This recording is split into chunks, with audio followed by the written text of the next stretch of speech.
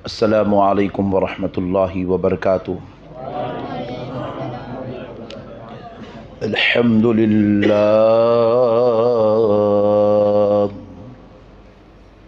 अल्हम्दुलिल्लाहि रब्बिल आलमीन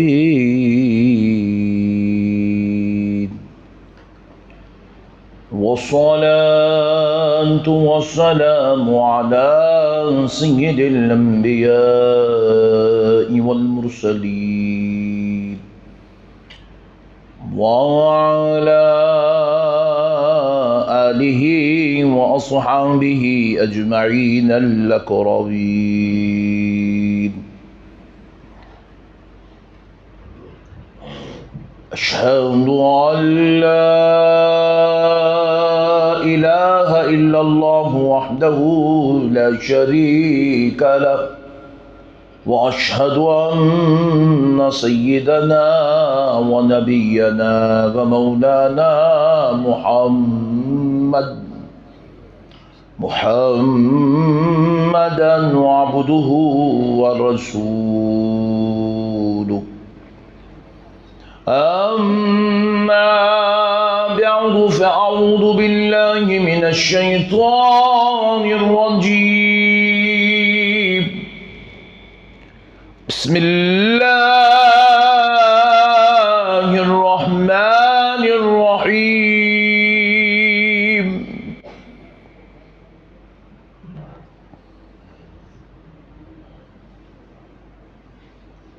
कुल ला अस्अलुकुम अलैहि अजरन इल्लल मवद्दत फिल क़ुर्बा। सदक़ल्लाहुल अज़ीम व बल्लगना रसूलुहुन नबियुल करीम व नहनु अला ज़ालिका लमिनश शाहिदीन व शाकिरीन वल्हम्दुलिल्लाहि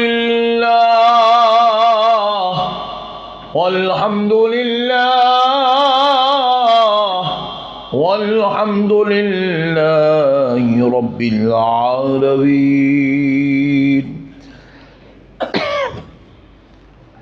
अल्लाह तबारक व तआला का लाख लाख शुक्र एहसान है।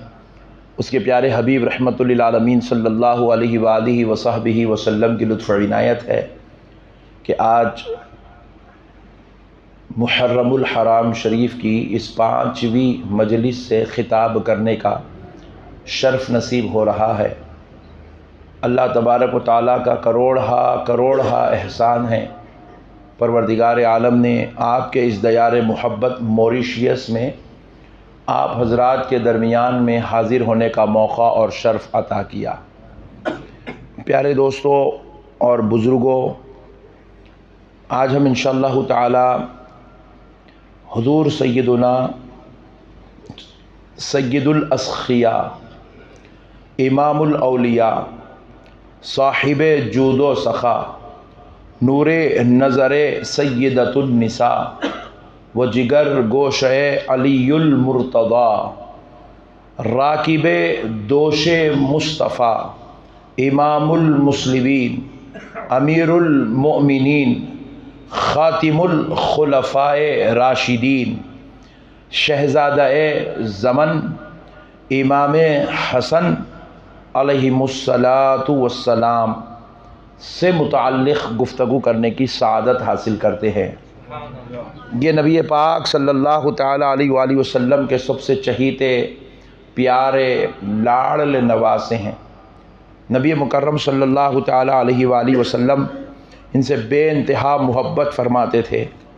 जब नबी पाक अलैहिस्सलातु वस्सलाम इस दुनिया से तशरीफ़ ले जा रहे थे, ज़ाहिरी हयात से जब हुजूर पर्दा फरमा रहे थे, बाज़ रिवायात में आया है कि उस वक्त सरकार इमाम हसन की उम्र मुबारक 7 साल थी।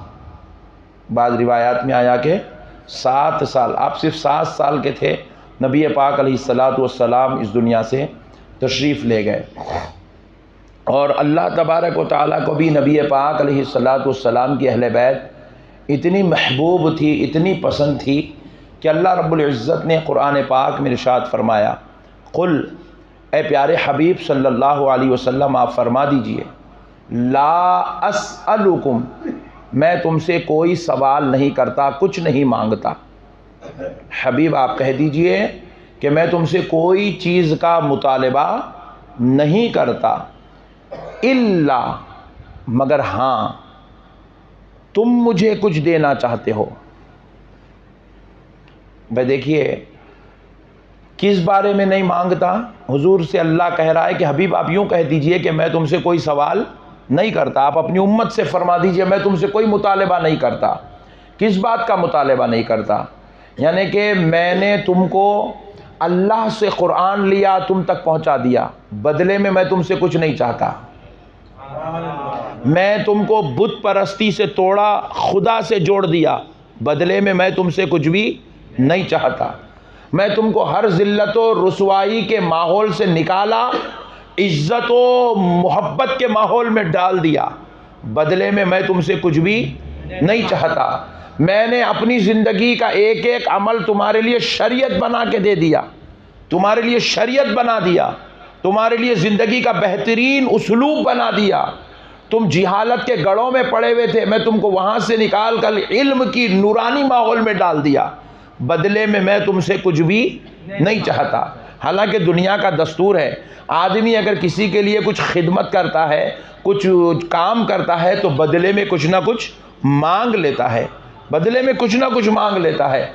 लेकिन रसूल पाक अलैहिस्सलाम कह रहे हैं मैंने तुमको बुतों से तोड़ा, खुदा से जोड़ा, मैंने तुम्हें पत्थरों जानवरों की इबादत से निकाला, एक वहदहू ला शरीक की इबादत की दावत दिया और तुमने उसको कबूल किया, बदले में मैं तुमसे कुछ भी नहीं मांगता। लेकिन अल्लाह कह रहा है हबीब उनसे कहो इल्ला, आप तो नहीं मांगते, लेकिन अगर वो आपको कुछ देना चाहते हैं, कुछ नजर पेश करना चाहते हैं, कुछ हदिया तशक्कुर देना चाहते हैं, तो हबीब आप उनसे कहो अल मवद्दता फिल खुरबा, कि तुम मेरी अहले बैत की मोहब्बत मुझको दे दो,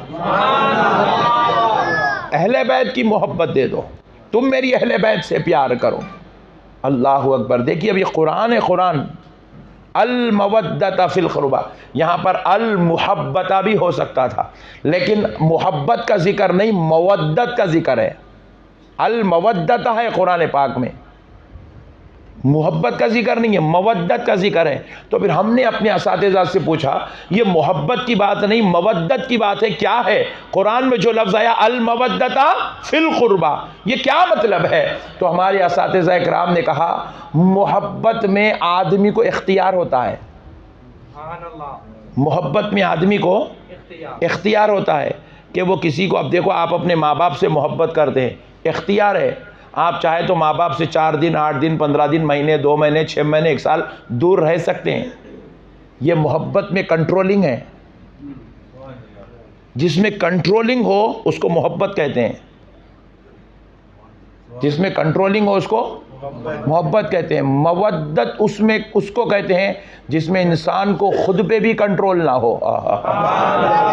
यानी कि तुम अहले बैत से ऐसी मोहब्बत करो, ऐसी मोहब्बत करो कि उनकी ज़ात में तुम फना हो जाओ,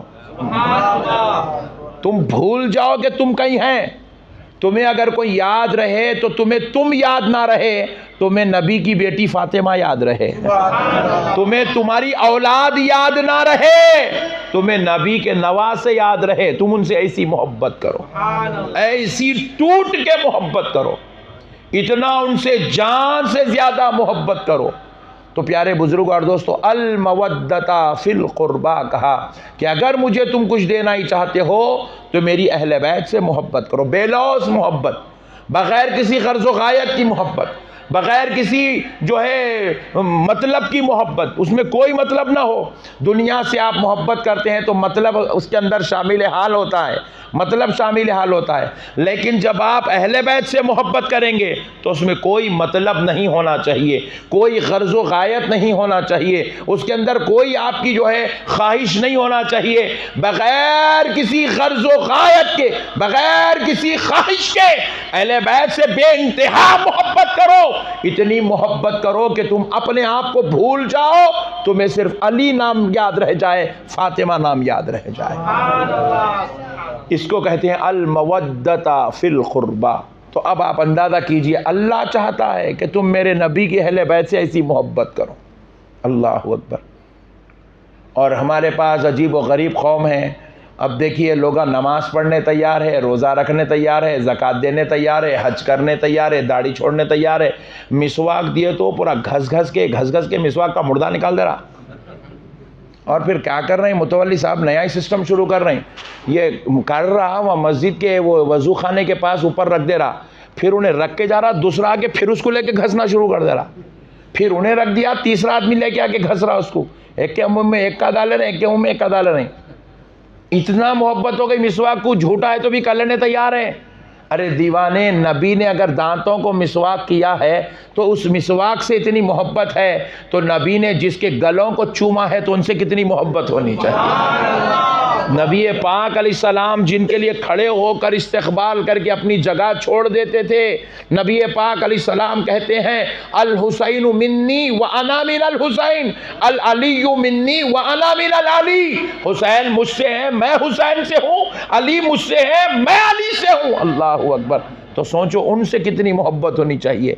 हुजूर ने जितनी फजीलत नबी ने जितनी फजीलत अहले बैत की बयान की है, नबी ने जितना मुकाम व मर्तबा अहले बैत का बयान किया है, कसम रब्बे जुल जलाल की, अल्लाह के घर बैठा हुआ हूँ, आप पूरी हदीसों की दुनिया उठा के देख ले, तमाम सहाबा में हुजूर ने तमाम कायनात के लोगों में किसी का उतना मुकाम व मर्तबा बयान नहीं किया। अली ने अली व फातिमा, हसन व हुसैन का जितना रुतबा बयान किया, हुजूर ने अली व फातिमा, हसन व हुसैन का जितना रुतबा बयान किया।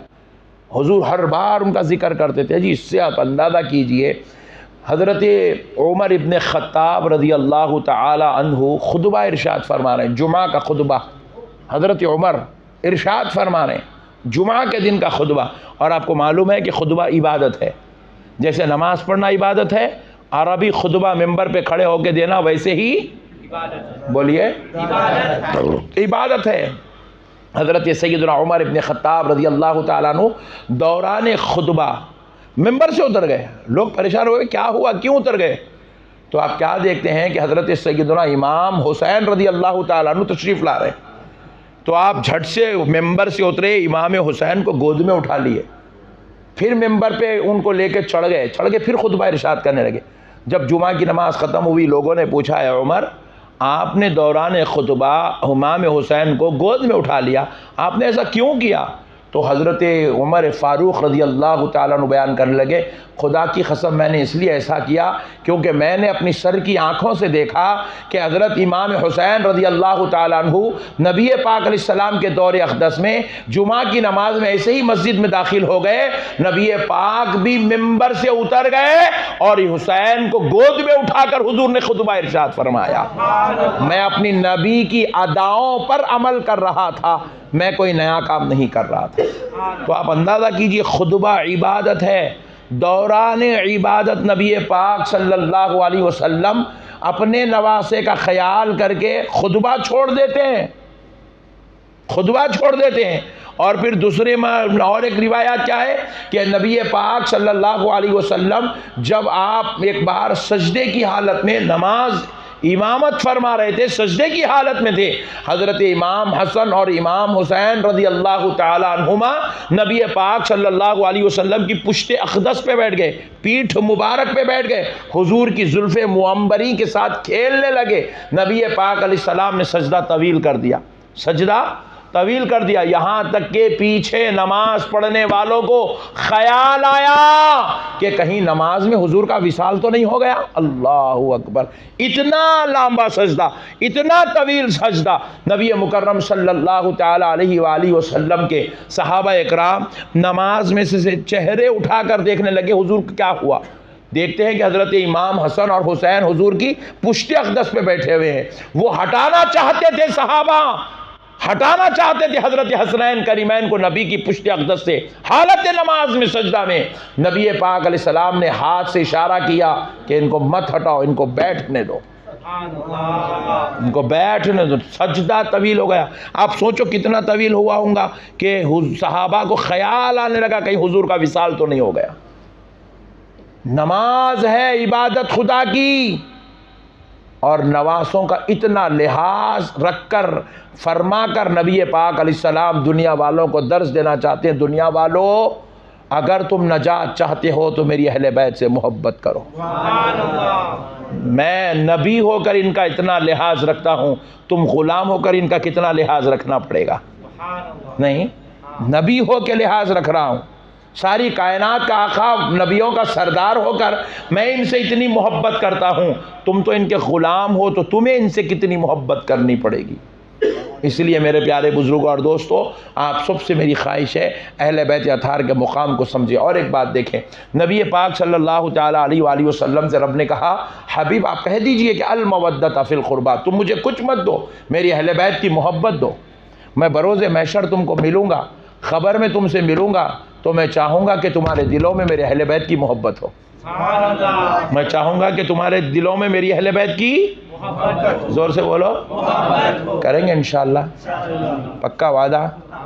उठते बैठते चलते फिरते या अली या अली या अली या अली या हसन या हसन या हुसैन करते रहना। आईने में देखते कि सोचना ये चेहरा इमाम हुसैन को पसंद है नहीं है, दाढ़ी छोड़ लेना।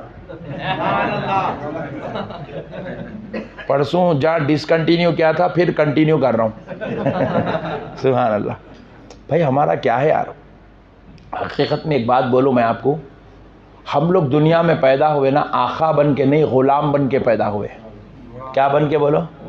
हम हुजूर के ग़ुलाम हैं। कोई भी आपको पूछे आपका क्या तारुफ है, तो आप बोलना मैं ग़ुलाम मुस्तफ़ा हूँ।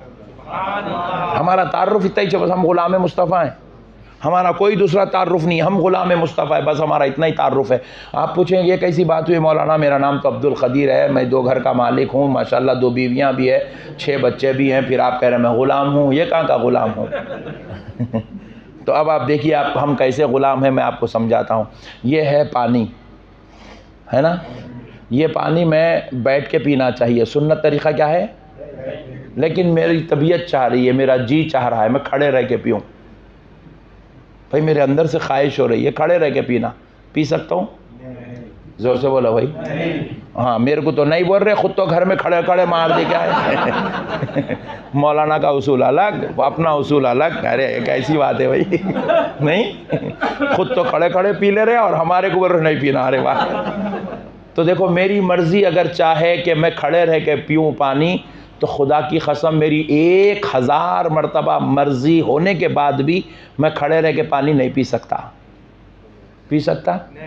आपको 1000 मरतबा दिल चीखा मार मार के कह रहा है कि खड़े रह के पानी पी, खड़े रह के पानी पी, आप नहीं पी सकते। पी सकते? क्योंकि आपको अपनी मर्जी नहीं चलाना है, आपको मदीने वाले मुस्तफ़ा की मर्जी पर चलना है। किसकी मर्जी पर चलना है? मदीने वाले नबी की मर्जी पे चलना है, आमिना के लाल की मर्जी पे चलना है, सैयदा फातिमतुज़ ज़हरा की बाबा की मर्जी पे चलना है। तो अब जरा सोचो, पता क्या चला?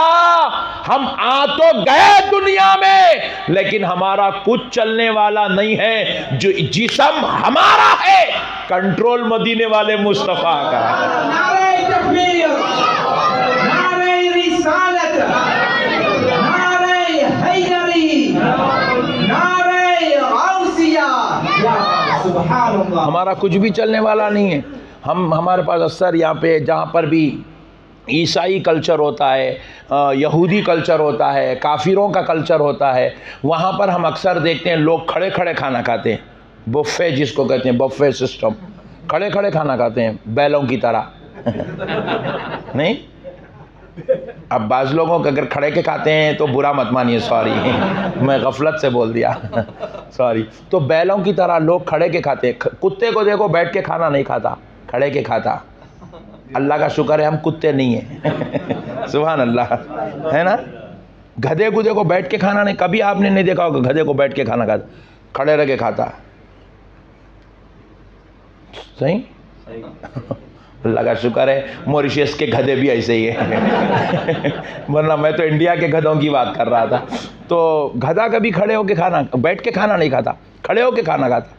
तो जानवर की सिफत है वो खड़े होके खाना खाता है। रसूल पाक ने कहा तुम इंसान हो, तुम खड़े होके खाना नहीं खाओगे, बैठ के खाओगे। नहीं, आजकल लोग जानवरों की तरह हरकत करने में फख्र महसूस बोले आई एम वेरी मॉडलाइजेशन बड़े डेंजर लोग हैं बेटे। बेवकूफ़ जानवरों के जैसी हरकतें करना कौन सा मॉडलाइजेशन है रे पागल। अल्लाह ते को इंसान बना, इंसानों के जैसी हरकतें कर। और हम देखते हैं जितने बड़े बड़े होटल्स हैं, बड़े बड़े एयरपोर्ट्स हैं, या फिर जो है कोई फंक्शन हॉल हैं, उनमें जाके देखते हैं लोगों के लिए जो यूरिनल जो सिस्टम बना हुआ है, जहाँ पर यूरिन करते हैं, वो बैठ के करने का नहीं, खड़े रह के करने का बनाया गया। कहेगा खड़े रह के करने का। आप लोग तो बहुत अच्छा जानते हैं क्योंकि मॉरिशस में ये ईसाई कल्चर बहुत ज़्यादा फैला हुआ है, खड़े रह के पेशाब करने का है। लेकिन हमारे नबी पाक ने कहा कि खड़े रह के पेशाब ना करो, ये जानवरों का तरीक़ा है, बैठ के करो, क्योंकि अल्लाह ने तुम्हें इंसान बनाया है। तो हमारे लोग जाते हैं बस खड़े होकर यूरिन कर देते हैं, खड़े होकर यूरिन पास कर देते हैं। वो साबित करना चाहते हैं मैं जानवर हूँ, मैं जानवर हूँ, मैं जानवर हूँ, ऐलान करते हैं वो खड़े रह के पेशाब करके, खड़े रह के खाना खा के। लेकिन हम खड़े होके खाना, हमारी लाख तबीयत चाहे हम खड़े रह के खाना नहीं खा सकते। क्यों नहीं खा सकते साहब? तो पता चला खड़े रह के खाना आपकी मर्जी होगी, लेकिन मदीने वाले मुस्तफ़ा की मर्जी नहीं है। हम लाख अपनी मर्जी आ जाए तब भी हम उस पर अमल नहीं कर सकते। हमें तो मदीने वाले मुस्तफ़ा की मर्जी पर अमल करना पड़ेगा। तो पता ये चला जिस्म हमारा है, कंट्रोल मदीने वाले मुस्तफ़ा का है, मदीने वाले नबी का कंट्रोल है। सुभान अल्लाह, मदीने वाले नबी का कंट्रोल है। यहाँ पर आपके यहाँ पर एक मैं भी पूछ लेता हूँ, मुझे मालूम नहीं, यहाँ पे आपके पास खाजी साहब का सिस्टम होता है निकाह के वक्त में? खाजी साहब नहीं, जो हस्बैंड वाइफ दूल्हा दुल्हन दोनों को बिठा के कराते हैं कि हमने अपनी बेटी तुम्हारे निकाह में दिया, क्या तुमने कबूल किया? ये कौन कराते हैं? इमाम साहब कराते हैं। अच्छा, तो हमारे पास ये जो होते हैं ना, इनको खाजी कहते हैं। इंडिया में इनको क्या कहते हैं? खाजी। अगरचे कि आपके पास ये काम इमाम साहब कर रहे हैं, लेकिन हमारे इंडिया में ये काम इमाम साहब नहीं करते। हमारे हैदराबाद, दक्कन और पूरे इंडिया में ये काम करने के लिए बाज़ाब्ता गवर्नमेंट ने खाजी साहब को मुकर्रर किया है। गवर्नमेंट की तरफ से होते हैं, उनको बाज़ाब्ता तौर पे लड़की वालों की तरफ से, लड़के वालों की तरफ से सैलरी मिलती है, मतलब कुछ पैसे मिलते हैं। तो मुकर्रर हैं वो, ये लड़की वाले इतने देंगे, लड़के वाले उतने देंगे, उनको उसके पैसे भी मिलते हैं। तो मगर यहाँ पर तो हमारे नूर भाई को पूरा फ्री में करना है, कुछ पैसे नहीं है। वो दिए भी तो बेचारे लेने तैयार नहीं है। इमामत फ्री, ख़ज़ात फ्री, बाप मर जाए तो दुआ फ्री, चिच्चा मर जाए तो फातिहा फ्री, और बच्चा पैदा हो जाए तो अजान फ्री। सुभान अल्लाह, नूर भाई अजीब आदमी है, सब फ्री। मैं बोलने वाला हूँ नूर भाई को, भाई तुम लेके मेरे को इंडिया शिफ्ट कर दो यार, मेरे नाम पे ले लिया करो। तो बहरहाल नो प्रॉब्लम। तो ऐसे हमारे पास सिस्टम होता है। तो अब देखो हमारे पास होता क्या है कि बाज़ मरतबा दूल्हा आ जाता है, दूल्हा बारात लेके अपने पूरे ख़ानदान, दोस्त अहबाब सबको लेके फंक्शन हॉल में आ जाता है, और लड़की वाले लड़की को लेके बारात, लड़की की बारात लेके लड़की वाले भी आ जाते हैं। दूल्हा जेंट्स में बैठता है, लड़की दुल्हन लेडीज़ में बैठती है। मगर अब दोनों भी बैठे हुए हैं, उधर दुल्हन बैठी हुई है, इधर दूल्हा बैठा हुआ है, लोग पूरे परेशान हैं। तो क्यों परेशान हैं? खाजी साहब नहीं आए। क्योंकि खाजी को एक एक दिन में 4-4, 5-5 निकाह होती है, तो वो वहाँ पढ़ाएगा, वो फंक्शन हॉल, वो फंक्शन हॉल, वो फंक्शन हॉल करके जब यहाँ तक आएगा तो ये बेचारे को आधा घंटा, पौन घंटा, 1 घंटा लेट हो जाती है। बाज़ वक़्त वो बिफोर टाइम आ जाते हैं, बाज़ वक़्त जो है थोड़ा लेट हो जाती है। तो जब लेट हो जाती है तो हमने पूछा, भाई खाजी को मार गोली, पीछे बेगम आ चुकी है, सामने तू आ चुका है, उठा बेगम घर को लेके जा। क्या खाजी के पीछे पड़ा यार? अरे मैं बोला बच्ची का बाप देने तैयार है, बच्चे का बाप तेरे को जो है करने तैयार है शादी, टेंशन क्या है भाई, लेके जा। अरे नहीं हजरत, नहीं लेके जा सकते। क्यों नहीं लेके जा सकते? एजाबो कबूल, तू मुझे कबूल मैं तुझे कबूल ये बोलना पड़ेगा। महर कितना है बोलना पड़ेगा, वो उसके पेरेंट्स का सिग्नेचर, गवाहों के सिग्नेचर, खुतबे निकाह, ये सब होगा तब बेगम हलाल होंगी, तब तक बेगम हलाल नहीं हो सकती। तो पता क्या चला, दुनिया वालों तुम आ गए हो, खाना पक गया है, मेहमान खा चुके हैं, लेकिन तुम्हारी बीवी उस वक्त तक तुम्हारे ऊपर हलाल नहीं होती जब तक तुम नबी के तराइक बताए हुए तरीके के मुताबिक निकाह नहीं कर लेते। तो पता क्या चला, बेगम हमारी है, मर्जी मदीने वाले मुस्तफ़ा की चल रही है, मर्जी नबी पाक की है। मेरे प्यारे भाई, पता क्या चला, हम लोग मालिक बन के पैदा नहीं हुए, गुलाम बन के पैदा हुए। हम अपनी तरफ से कुछ भी नहीं कर सकते, कुछ भी नहीं कर सकते। अब आप दाढ़ी काट लिए, कहीं को काटे नहीं मान लो मेरे को, मगर मैं तो नहीं काट सकता। लोग मैं तो नहीं काट सकता, क्योंकि मेरी मर्जी चलती चले ना, चेहरा मेरा है, मर्जी आका की है। मेरे ऊपर मेरी मर्जी नहीं चलती, मरना मेरे को भी बहुत शौक है स्मार्ट दिखने का। आपकी लैंग्वेज में बोल रहा हूँ, वरना मेरे तो स्मार्ट तो आप भी नहीं है सुभान अल्लाह, नो प्रॉब्लम। नहीं, दाढ़ी छोड़ने से आदमी स्मार्ट दिखता है, रुआबदार दिखता है, वक़ार वाला दिखता है। चेहरा हमारा है, मर्जी मुस्तफ़ा की है, सुभान अल्लाह। नहीं, सर मेरा है, इधर से मांग, इधर से मांग, इधर से मांग, इधर से मांग,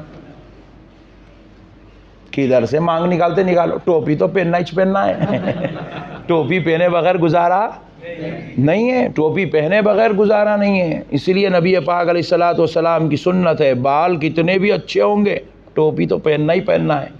ख्वाहिश हमारी है, लेकिन मर्जी मदीने वाले मुस्तफ़ा की है। हमारी ख्वाहिश को कुर्बान करना पड़ेगा, क्योंकि हम ग़ुलाम हैं, हम आका के तरीक़े के मुताबिक चलेंगे। सुभान अल्लाह। नहीं, अब नमाज़ पढ़ने आ गए, हम नमाज़ पढ़ने गए।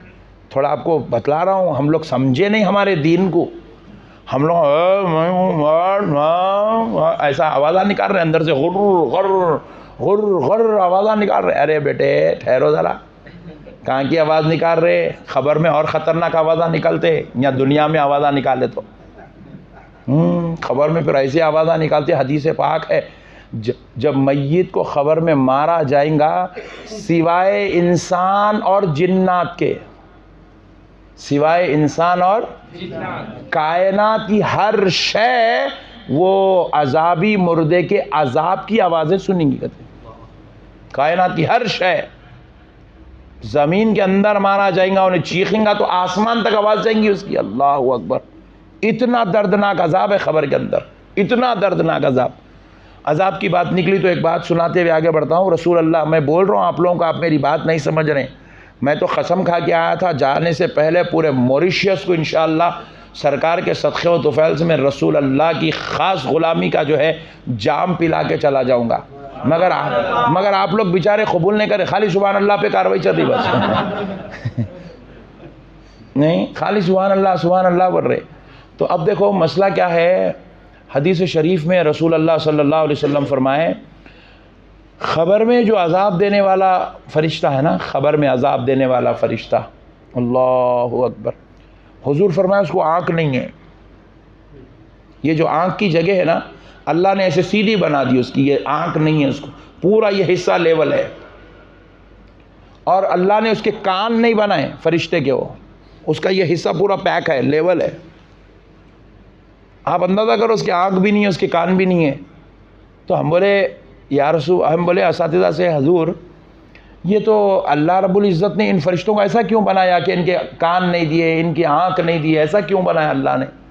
तो फरमाते हैं, बेटा अल्लाह ने इनको आँख इसलिए नहीं दिया क्योंकि इनके हाथ में जो कोड़ा, गर्ज जिसको कहते हैं, कोड़ा दिया जाएगा एक, वो कोड़ा इतना जो है क़ुव्वत वाला, इतना पावर वाला होगा कि एक बड़ी चट्टान, ये हमारी मस्जिद है ना, इससे भी 10 गुना बड़ी चट्टान, एक बड़ी चट्टान पर, पत्थर पर, माउंटेन पर अगर उस गर्ज से, कोड़े से मारा जाए तो पूरा पत्थर रेजा रेजा हो जाएगा, रेजा रेजा हो जाएगा। अल्लाह अकबर, रेजा रेजा, इतना छोटा छोटा हो जाएगा पत्थर, इतना बड़ा पत्थर छोटा छोटा हो जाएगा। वो गर्ज में इतनी पावर है, फरमाते हैं जब वो अजाबी मुर्दे पर वो मारेगा तो अजाबी मुर्दा ऐसे चीखेगा कि आसमानों तक उसकी आवाज जाएगी, समंदरों की तह तक उसकी आवाज जाएगी, मशरिक तक आवाज जाएगी, मगरिब तक आवाज जाएगी, शुमाल और जुनूब के कोने उस मैयत के चीखों की आवाज को सुन लेंगे। और वो इतना तड़पेगा उसके जिस्म के हिस्से टुकड़े टुकड़े हो जाएंगे। इसलिए अल्लाह ने उस फरिश्ते को आंख नहीं दिया, क्योंकि अगर वो फरिश्ता देख लेगा तो मारना छोड़ देगा। वो अजाब देखेगा तो मारना छोड़ देगा, वो चीखें सुन लेगा तो मारना छोड़ देगा। इसलिए अल्लाह ने उसको आंखें भी नहीं दिया, उसको कान भी नहीं दिया, ताकि वो देख भी ना सके और वो सुन भी ना सके। अल्लाहु अकबर, अल्लाहु अकबर। इतना दर्दनाक अजाब होगा मेरे प्यारे भाइयों, अल्लाह और उसके रसूल का वास्ता, आप हजरात इस अजाब वाले मनाजिर को अपने जहनों में रखिए। हम बेखौफ हो गए, हमारे अंदर से अल्लाह का खौफ निकल गया, ख़बर के अजाब का खौफ निकल गया, दोज़ख के अजाब का खौफ निकल गया। हम बस नौज़ बिल्लाह नवाब बन के ज़िंदगी गुजार रहे हैं, ऐश व इशरत में ज़िंदगी गुजार रहे हैं, लापरवाही में ज़िंदगी गुजार रहे हैं। मेरे प्यारे भाइयों, अल्लाह की इबादत करो, ज़िक्र व अस्कार करो, वज़ाइफ पढ़ो, तज़किया करो, मुजाहिदा करो, अल्लाह को पुकारो, अल्लाह को याद करो, अल्लाह के सच्चे बंदे बनने की कोशिश करो। मेरे प्यारे भाई, अल्लाह रब्बुल इज़्ज़त ने, मैं आपसे अर्ज़ कर रहा था कि हम ग़ुलाम बन के पैदा हुए, हम ग़ुलाम बन के ही रहें, डेढ़ उशार ना बने, आका बनने की कोशिश ना करें, फ़िरौन बनने की कोशिश ना करें, नमरूद शद्दाद हामान जैसी हरकतें ना करें, ग़ुलाम बने, ग़ुलाम बस।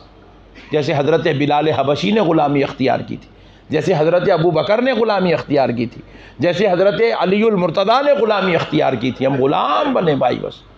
देखो अब मस्जिद में हम आ गए, हम नमाज़ पढ़ना चाहते हैं। नमाज़ पढ़ने के लिए इमाम साहब ने क्या किया, अल्लाहु अकबर, रकत बांध ली। रकत बांधने के बाद जो है वो खिरत वगैरह करने के बाद रुकू में जाना चाहिए ना, रुकू में जाने के बजाय वो सीधा सजदे में चले गए। सजदे में जाकर जो है फिर रकत के लिए उठना चाहिए, लेकिन वो बाद में रुकू कर रहे हैं। पहले सजदा कर लिए, बाद में रुकू कर लिए, फिर क़ायदा कर लिए, फिर खौमा कर लिए, फिर क़ियाम कर लिए।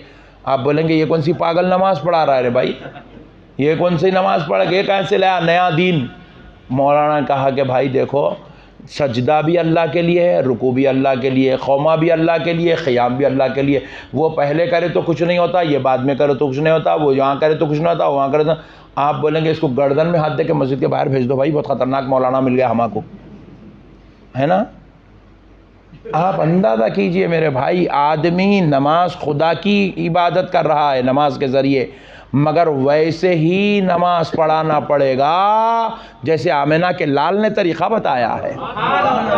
अपनी मर्ज़ी से कितना भी बड़ा मौलाना हो कायनात का, एक हरकत भी आगे पीछे नहीं कर सकता। कर सकता? नहीं कर सकता। क्यों नहीं कर सकता? मेरे मुस्तफ़ा ने जो कर दिया बस वही करना है, मेरे नबी ने जो कर दिया बस वही करना है। उसके अलावा हम अपनी मर्जी से कुछ भी नहीं कर सकते। हमारा इख्तियार कुछ भी नहीं है साहब, हमारा इख्तियार कुछ भी नहीं है, बस उनका इख्तियार है। हम बस खाली उनके ग़ुलाम हैं। आमन्ना सद्दक़ना। आपको और एक मसला समझा के आगे बढ़ता हूँ ताकि आपको पता चले कि हम ग़ुलाम बन के पैदा हुए हैं। सुभान अल्लाह। देखो हम लोग जो है हज के लिए जाते हैं, उम्रा के लिए जाते हैं, तो अपने घरों से एहराम बांध के निकलते हैं, है ना। एहराम बांध के मक्का मुकर्रमा पहुँचते हैं। मक्का मुकर्रमा पहुँचने के बाद आप अंदाज़ा कीजिएगा कि हमको हुक्म है कि जब तुम मक्का मुकर्रमा में पहुँच जाओ तो काबतुल्लाह शरीफ के पास जाओ, जब काबतुल्लाह में पहुँच जाओ तो काबे को घूर घूर कर देखो, जितना देख सकते हो देखो और जितनी दुआएं कर सकते हो करो।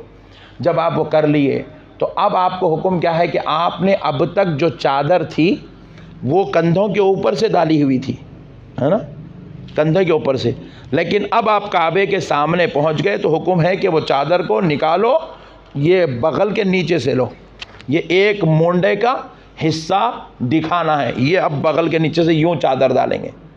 अब उसके बाद फिर पहले के जो 3 चक्कर हैं, पहले के 3 चक्कर वो आप ऐसे अकड़ के करेंगे। ऐसे कैसे?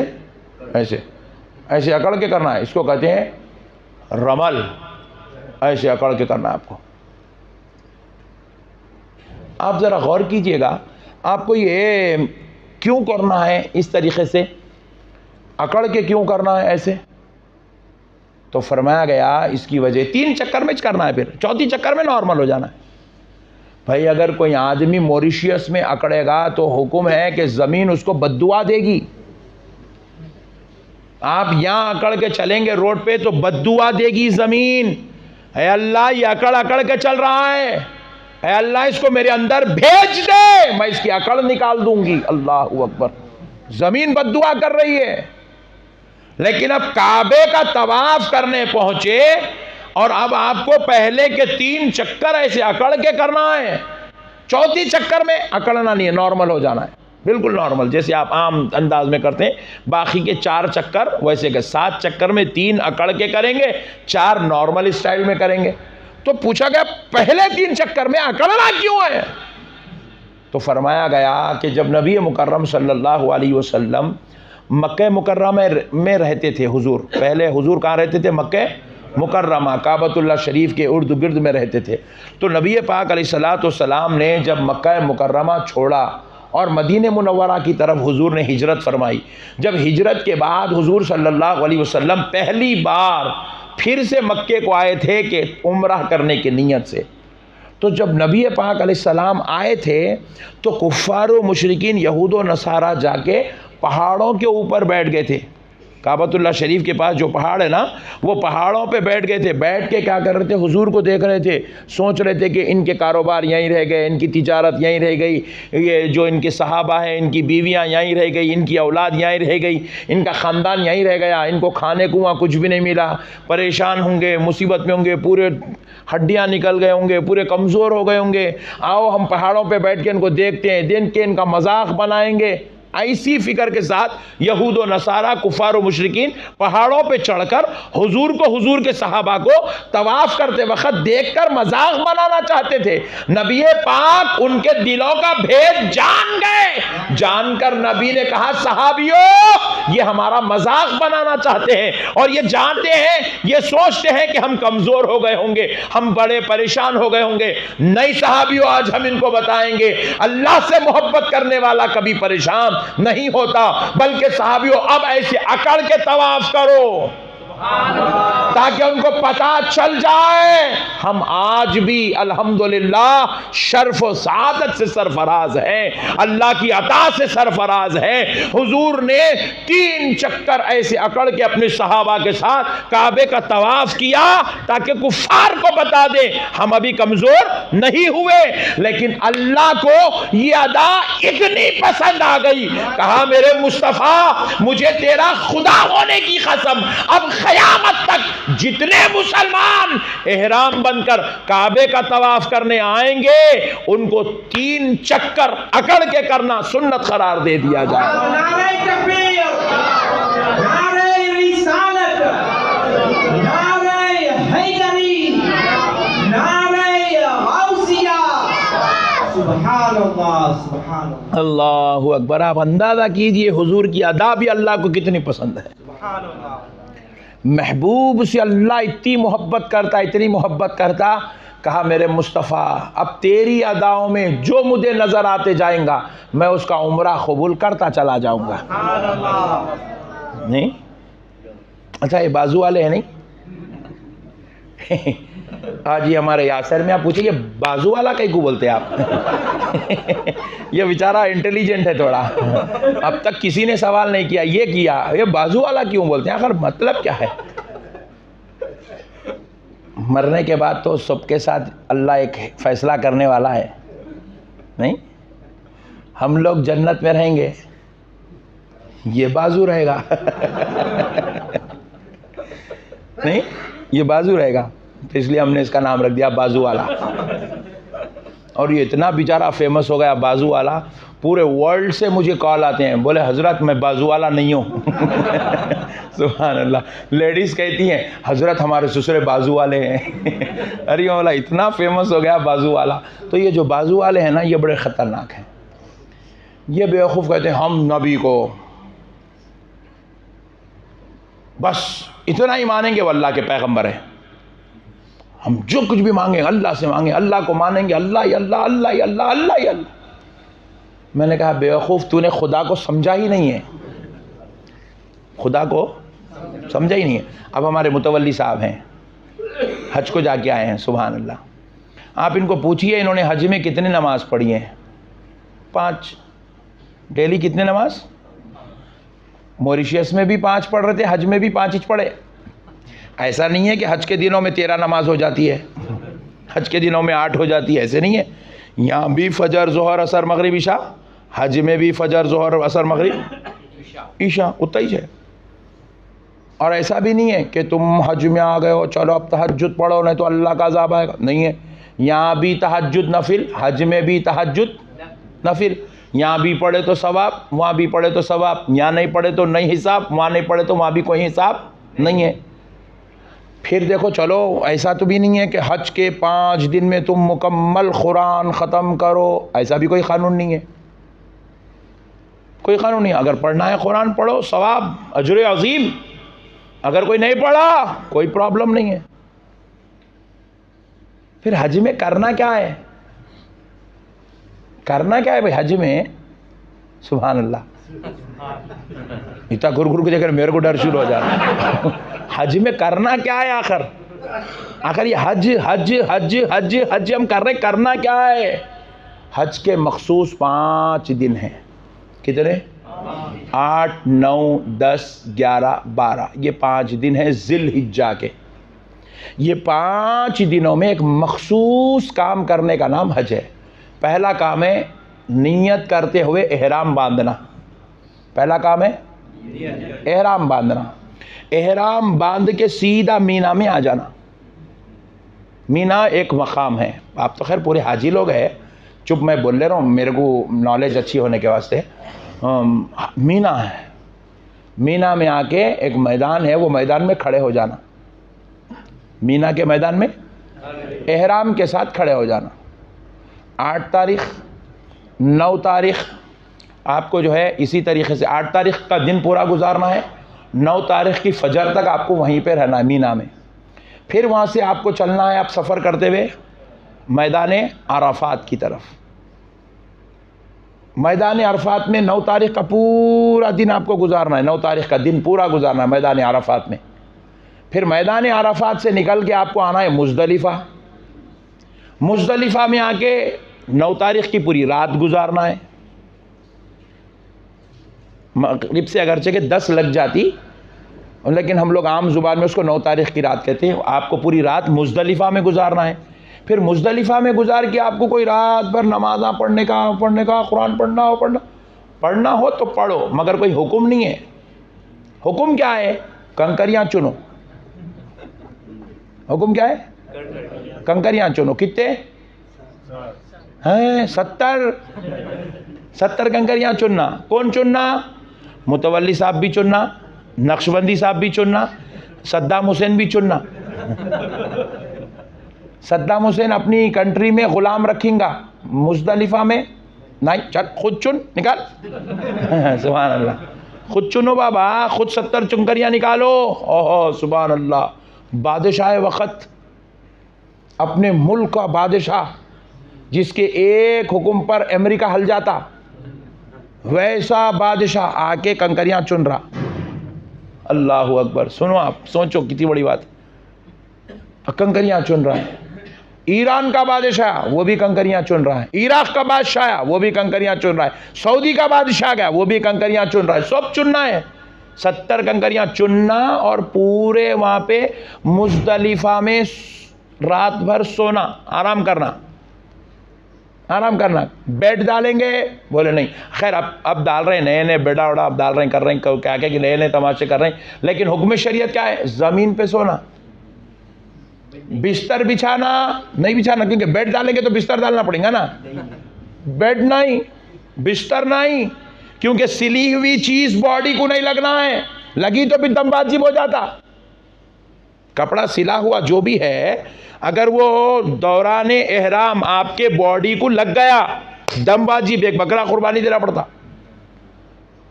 इसीलिए फिर वो लेटा तो कहीं पे लेटना, प्लास्टिक बिछा के लेटना।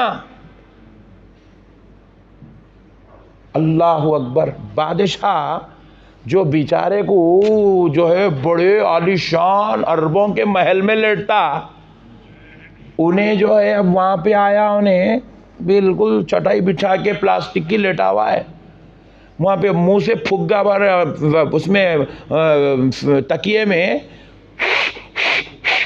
बड़े बड़ों को देखा, क्या कर रहा मैं, हवा भर रहा हूँ, तकिया बना रहा हूँ, प्लास्टिक का तकिया रख लेके सो जा रहा। आप अंदाजा कीजिए, कंकर चुन लिया, पॉलिथीन में बन लिया, बाजू रख लिया, फिर सुबह उठा, वहां से निकल के फिर मीना। अब ट्रेन आ गई, हाल हाल में ट्रेन आ गई, अब एक 4-6 साल पहले से। अब तक कोई ट्रेन कुछ भी नहीं थी, पैदल, बादशाह भी पैदल, वजीर भी पैदल, अमीर भी पैदल, तवंगर भी पैदल, सब पैदल चल रहे हैं। मीना से अरफात पैदल, अरफात से मुजदलिफा पैदल, मुजदलिफा से फिर मीना पैदल। फिर अब मीना में जाके क्या कर रहे हैं, वो जो कंकरियां निकाले उसमें से गिन गिन के चुन चुन के साथ निकाल रहा, बड़े शैतान को साथ, दूसरे दिन छोटे शैतान को साथ, फिर और छोटे शैतान को साथ, फिर बड़े शैतान को साथ, मारते आ रहे। 3 दिन कंकरियां मार रहे हैं, गिन गिन के मारते जा रहे हैं, गिन गिन के मारते जा रहे हैं, मार रहे हैं दीवाना। फिर वहां देखे तो शैतान दिख रहा है, इसने मार, खामोश मार, शैतान है ही नहीं, शैतान इसके पीछे खड़ा हुआ है, मार रहा कंकरी। आखिर मसला क्या है साहब, ये है हज, ये है हज। मार दिया शैतान को कंकरी पहले दिन, जाओ अब जाके हलक कराओ, कुर्बानी दो, हलक कराओ, हज हो गया, एहराम खोल लो। अब और 2 दिन रहो, कंकरी मारो, वापिस आ जाओ, हज हो गया। बोलिए हज हो गया। अब आप बताइए, ये कंकरियां मारने का नाम हज है? कंकरियां चुनने का नाम हज है? रात में ख़ियाम करने का नाम हज है? अरफात में खड़े रहने का नाम हज है? मीना में 2 दिन ठहरने का नाम हज है? हमने पूछा, या अल्लाह पूरी दुनिया हज हज हज हज करके आई, वो मैदान में ठहरो, ये मैदान में ठहरो, वो मैदान में सो जाओ, वहां कंकरियां चुनो, यहाँ कंकरियां मारो, मौला आखिर ये मसला क्या है? रब्बे करीम ने कहा, बंदो मसला बस मोहब्बत का है। बोले मौला क्या मोहब्बत है ये? कहा, मेरे बंदो, तू जो मैंने मीना में ठहरा है ना, मैंने इसी मीना में मेरे इब्राहिम को खड़े हुए देखा था, तो मैंने कह दिया, मेरे इब्राहिम तू मेरी खातिर खड़ा है, अब क़यामत तक तेरी आने वाली पूरी नस्लों को, तेरी पूरी मिल्लत को यहाँ खड़ा किया जाएगा, और इसके खड़े रहने के बदले में उसकी जिंदगी भर के गुनाह बख्श दिए जाएंगे। हाँ इब्राहिम, तुमने शैतान को कंकरी मारी है, मेरे प्यारे तेरी ये अदा अल्लाह को इतनी पसंद आई कि तूने अल्लाह की रिजा की खातिर शैतान को कंकरी मारी है। अब क़यामत तक जितने मेरे बंदे जन्नत चाहेंगे, मैं उनसे कंकरियां मारने लगाता जाऊंगा, उनको जन्नत देता चला जाऊंगा। इब्राहिम की अदाओं को निभाने का नाम हज है। जबल रहमत पे, मैदान अरफात में जबल रहमत है, जबल रहमत पे जाके दुआएं करना। भाई एक पहाड़ है, पूरी दुनिया में अरबों खरबों पहाड़ है, मॉरिशस में देखो कितने पहाड़ हैं, कहीं जाने का हुक्म नहीं है, जबल रहमत के पहाड़ पे आना, जबल रहमत पे आना, अरफात के उस पहाड़ पे आना, आके वहां दुआ करना। पहाड़ उतरने से पहले दुआ कबूल। हमने पूछा, मौला दुनिया के सारे पहाड़ छोड़ दिया, इस पहाड़ पे क्यों बुला रहा है? तो बारगाह इलाही से जवाब आई, क्योंकि मैंने इसी पहाड़ पर मेरे आदम व हव्वा को मिलते हुए देखा है, इसी पहाड़ पर मैंने मेरे मुस्तफ़ा को अपनी उम्मत के लिए दुआ करते हुए देखा। आदम व हव्वा के तुफैल, मेरे प्यारे महबूब के तुफैल, अब जो इस पहाड़ पे आकर दुआ करता जाएगा, मैं उसकी दुआ कबूल करता चला जाऊंगा। दुआ कबूल कर, यही है हज। हज कुछ भी नहीं है, महबूब की अदाओं को निभाने का नाम हज है। महबूब की अदाओं को अदा करने का नाम हज है। हज को जा रहे हैं, हज को जा, अबे हौले कहाँ जरा कहेगा हज लगा। हज क्या है? मुस्तफ़ा जाने रहमत की अदाएं हैं। हज क्या है? हज़रत इस्माइल की अदाएँ हैं। हज क्या है? हज़रत इब्राहीम की अदाएँ हैं। हज को आए तवाफ़ ज़ियारत कर रहे हैं। अब तवाफ़ ज़ियारत के बाद सही कर रहे हैं। पूरी दुनिया के हाजी सफ़ा से मरवा, मरवा से सफ़ा, सफ़ा से मरवा, मरवा से सफ़ा दौड़ लगा रहा है। हमने पूछा कई को भाग रहा रे हौले, क्यों भाग रहा है इधर से उधर? बोले ओ फौज है, हज है। अबे हौले हज है, हज मत बोल, ये बोल अल्लाह की एक प्यारी बंदी की अदाएँ हैं। अल्लाह को अपनी उस महबूब बंदी की अदाएँ इतनी पसंद आ गई, अल्लाह ने कहा मेरी महबूब बंदी तूने मेरी खातिर ये सब्र किया ना, तेरे इस सब्र का मैं इतना बेहतरीन सिला तुझे दूंगा, क़यामत तक जितने बंदे मुझसे तवाफ़ करने आएंगे सबको ये सही करवाता जाऊंगा, पूरी ज़िंदगी के गुनाह बख्शता चला जाऊंगा। महबूबों की अदाओं को निभाने का नाम हज है। समझे ही नहीं दुनिया वाले, हो जो अल्लाह की इबादत। अबे अल्लाह की इबादत नहीं दीवाने, मुस्तफ़ा की नक़ल है वो। मुस्तफ़ा जाने रहमत की अदाओं की नक़ल है, हज़रत इब्राहीम की अदाओं की नक़ल है, हज़रत इब्राहीम की अदाओं की नक़ल है। आज हम जो है हाँ माशाल्लाह हम मॉरिशस में ज़मज़म पिए, ज़मज़म हमारे साहब ने ज़मज़म पिलाया, सुभान अल्लाह। चाय पीने गए तो उन्होंने बोले चाय बाद में, ज़मज़म पहले, सुभान अल्लाह। हाँ बता, पूरी दुनिया में ज़मज़म इज़्ज़त से देखा जा रहा है, एहतराम से देखा जा रहा है, उसके लिए उसका पीना अपने लिए बाइस शिफ़ा। बल्कि रसूल अल्लाह सल्लल्लाहु अलैहि वसल्लम फरमाते हैं ज़मज़म पीने से पहले जो नीयत कर लोगे अल्लाह वो तुम्हारी नीयत पूरी कर देगा। किसी को बीमारी है, ए अल्लाह इस ज़मज़म के बदले मुझे शिफ़ा अता कर, मैं इसलिए पी रहा हूँ, ये नीयत इसलिए कर रहा हूँ कि मौला ये इसलिए पी रहा हूँ, मेरी ये नीयत है कि इसके बदले तू मुझे शिफ़ा अता फरमा, शिफ़ा अता हो जाएगी। किसी आदमी को जो है छोटी उम्र है, ए अल्लाह मैं ये ज़मज़म पी रहा हूँ, नीयत करता हूँ इसके पीने से मेरी उम्र में बरकत अता फरमा, अल्लाह बड़ी उम्र अता करेगा। जो नीयत करो अल्लाह वो दे देगा, सुभान अल्लाह। हाँ रसूल अल्लाह फरमाते हैं। तो माशाअल्लाह माशाअल्लाह मॉरिशस तक आ गया ज़मज़म, सुभान अल्लाह। आप अंदाज़ा करो साहब ये है क्या ज़मज़म? बोले पानी है। अरे भाई पानी तो पूरी दुनिया में समंदर यहाँ भरे पड़े हैं इतना पानी है, इतना पानी है, पानी हल गया तो मॉरिशस ढल जाता इतना पानी है यहाँ। फिर ये है सो समंदर का हैज बोले तो फिर ऊपर से अलग पड़ रहा, इतना पानी है। फिर कोई पानी की कोई वैल्यू नहीं है, मगर ज़मज़म के एक ख़तरे की वैल्यू है, एक एक ख़तरे की वैल्यू है। रसूल अल्लाह फरमाए ज़मज़म इतना पियो, इतना पियो, इतना पियो कि तुम सैर आमूज़ हो जाओ, यानी कि हलक तक पियो। फरमाए ज़मज़म जितना पियोगे तुम्हारे लिए उतना फ़ायदा है, पियो। फिर पिए बाद हुजूर ने कहा वज़ू कर लो ज़मज़म से, फिर हुजूर ने कहा गुस्ल कर लो ज़मज़म से, तुम्हें फ़ायदा है। गुस्ल भी कर सकते हैं, ज़मज़म फ़ायदा है, वज़ू कर सकते हैं, फ़ायदा है। पिए तो फ़ायदा, इस्तेमाल करे तो फ़ायदा है। अगर है क्या ये ज़मज़म जिसके लिए पूरी कायनात इतनी मर रही है, तड़प रही है, बिलक रही है, संभाल संभाल के ला रही है, एक दूसरे को बांट रही है, पिला रही है, इसमें शिफा है, बरकत है, रहमत है क्या? पानी। अरे पानी तो दुनिया में बहुत है, मगर ज़मज़म को ये शान क्यों मिली?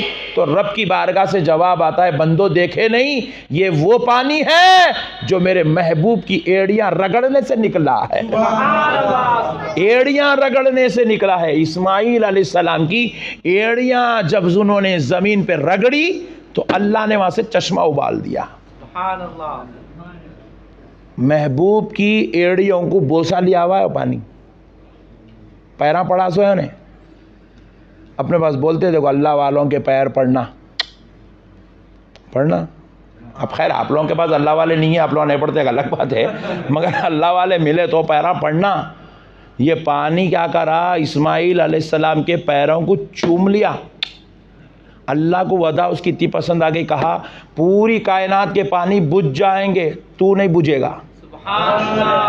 पूरे कुएं सूख जाएंगे, तू नहीं सूखेगा, नहीं तू नहीं सूखेगा। अच्छा और एक ख़ास बात, अब मैं बोलते चले जाऊँ तो कहीं सुबह फजर हो जाए, अभी हमारा उन्वान बाकी है, मगर थोड़ा सुन लो, बड़ी प्यारी बात है, बहुत प्यारी बात बता रहा हूँ मैं आपको। अल्लाह वालों का फैज़ कभी कम नहीं होता। सुभान अल्लाह। अल्लाह वालों का फैज़ कभी कम नहीं होता। एक दौर था हुजूर की बारगाह में ज़ियारत को आने वालों की तादाद 100 की थी। 100 लोग आते थे, खाली 100 लोग, 100 ज़ियारत रसूल के लिए। पॉपुलेशन बहुत कम था जब, 100 लोग आते थे। फिर बाद में बड़े 1000 हुए, फिर बाद में बड़े 10,000 हुए, फिर बाद में बड़े 25,000 हुए, फिर बाद में बड़े 50,000, 1 लाख, 2 लाख, 5 लाख, 8 लाख, 25 लाख, अब 40 लाख आदमी आ रहे हैं हज में। सुभान अल्लाह। कितने? वाज़ ने कहा कि 50-60 लाख भी आ रहे हैं, लाखों में आ रहे हैं। ये तो हज में आ रहे हैं। हज को छोड़ दो, उम्रा में जो हर वक्त 8-10 लाख आदमी वहाँ मौजूद है हर दिन। उम्रा के लिए जो जा रही है पूरी दुनिया से पॉपुलेशन, वो 8-10 लाख आदमी डेली वहाँ टच हो रहे हैं। और रसूल पाक अलैहिस्सलाम का फैज़ जब उस दौर में सिर्फ 313 सहाबी को मिलता था, आज वो फैज़ कम नहीं हुआ, लाखों हर रोज़ आ रहे हैं। हर दिन मेरे मुस्तफ़ा का सदका लाखों में बढ़ रहा है। अब इसको समझना है, ये बाजू वालों को समझ में नहीं आता, तो इसको समझाने के लिए अर्ज़ कर रहा हूँ। हज़रत इस्माइल की जब एड़ी से पानी निकला तो पीने वाले सिर्फ 2 ही लोग थे। पीने वाले कितने लोग थे? 2 लोग थे, हज़रत हाजरा और हज़रत इस्माइल। तो जब पानी सिर्फ 2 ही लोगों का निकलता था,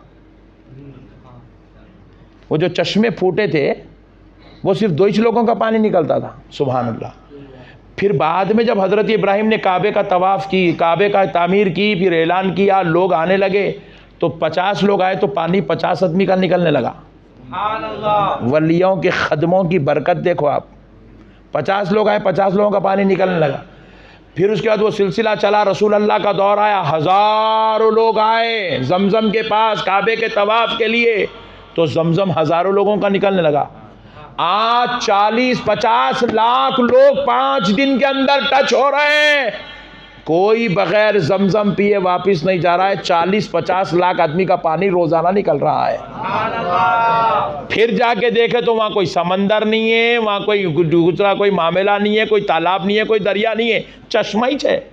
मगर अल्लाह कह रहा है ये मेरे महबूब के खदमों का फैज़ है, क़यामत तक बंद होने वाला नहीं है। समझिए, मसले को समझने की ज़रूरत है, समझने की ज़रूरत। गवर्नमेंट निकालते जा रही, निकालते इन्हें परेशान है, मगर वो कुआं परेशान नहीं है। बरा जितने आते मैं देते जाता हूँ, बरा मैं इस्माइल के खदमों की खैरात हूँ, सबको मिलते रहेंगी बोल रहा हूँ। अल्लाह अकबर। आप अंदाज़ा कीजिए मेरे भाई, क्या शान है अल्लाह के महबूबों की, वलियों की। हम लोग मानने तैयार नहीं है, नहीं मानना, वलियों ने मानना, नबियों ने मानना, अल्लाह। ये जाहिलाना बातें हैं। बेशक खुदा की कसम हमने खुदा को नहीं देखा। कौन देखे खुदा को? हाथ उठाओ जल्दी। सुभान अल्लाह। हमने अल्लाह को नहीं देखा, मगर हम अल्लाह को मानते हैं। नहीं, हम अल्लाह को नहीं देखे, मगर हम अल्लाह को मानते हैं। तो हम अपने देखने पे अल्लाह को नहीं मानते, आमिना के लाल के देखने पे अल्लाह को मानते हैं। अब ये बाजू वाले बोल रहे हैं अल्लाह एक है, अल्लाह एक है। हम बोले वेरी गुड पट्टे, दलील क्या है? अल्लाह एक है देख के आए, अल्लाह एक है मिल के आए? बोले नहीं। तो फिर दलील क्या है? अल्लाह एक है। तो खुदा की कसम दलील का नाम क्या है? सुनो, हमारे मुअज्जिन साहब मस्जिद गौसिया में खड़े होकर अजान दे रहे हैं, अशहदु अल्ला इलाहा इल्लल्लाह, मैं गवाही देता हूँ नहीं है कोई माबूद सिवाय अल्लाह के, यानी अल्लाह एक है। अल्लाह एक, गवाही दे रहे हैं मौज़िन साहब। तो हम मौज़िन साहब को पूछे, मौज़िन साहब आप बोल रहे हैं अल्लाह एक है, अल्लाह एक है, नहीं है कोई माबूद सिवाय अल्लाह के, और आप बोल रहे हैं मैं गवाही देता हूँ अशहदु। अशहदु का मतलब है मैं गवाही देता हूँ, मैं गवाही देता हूँ। क्या हिसाब से गवाही देते भाई? आप देखिए अल्लाह को। भाई गवाही तो वही देता ना जो देखा हो। भाई मैं गवाही दे सकता हूँ मॉरिशियस में अल्हम्दुलिल्लाह मुसलमानों की एक बहुत बड़ी तादाद है। कल मैं इंडिया जाऊँगा, लोग मुझसे पूछेंगे तो मैं बोलूँगा अरे यार वहाँ तो आशिक़ाने रसूल रहते हैं और कट्टर सुन्नी रहते हैं पट्टे। वहाबी के पीछे नमाज ही नहीं पढ़ते, ऐसे सुन्नी रहते हैं। मैं ऐसे जाके बोलूँगा, इंडिया वाले पूछेंगे आप देख के आए, बोले हाँ, सीना फाड़ के बोलूँगा देख के क्या आया, उनके घर में खाना खा के आया। सुभान अल्लाह। अब अगर कोई आदमी दूसरा बोले मॉरिशस में मुसलमान नहीं रहते, हम उसको पूछे अबे बेवकूफ़ तू देखा? नहीं देखा। तो दे, जो नहीं देखा उन्हें गवाही नहीं दे सकता। गवाही देने के लिए देखना, बोलिए, गवाही देने के लिए देखना जरूरी है। तो अब जरा गौर कीजिएगा, जो आदमी देखेगा वही गवाही देगा, जो नहीं देखेगा नहीं देगा। फिर मुअज्जिन साहब गौसिया मस्जिद में खड़े होकर दिन में 5 मरतबा माइक खोल के फुल साउंड में बोल रहे अशहदू। देखे, कई की गवाही दे रही जी, फिर तुम देखे नहीं तो अशहदू का मतलब है मैं गवाही देता हूँ, मैं गवाही देता हूँ।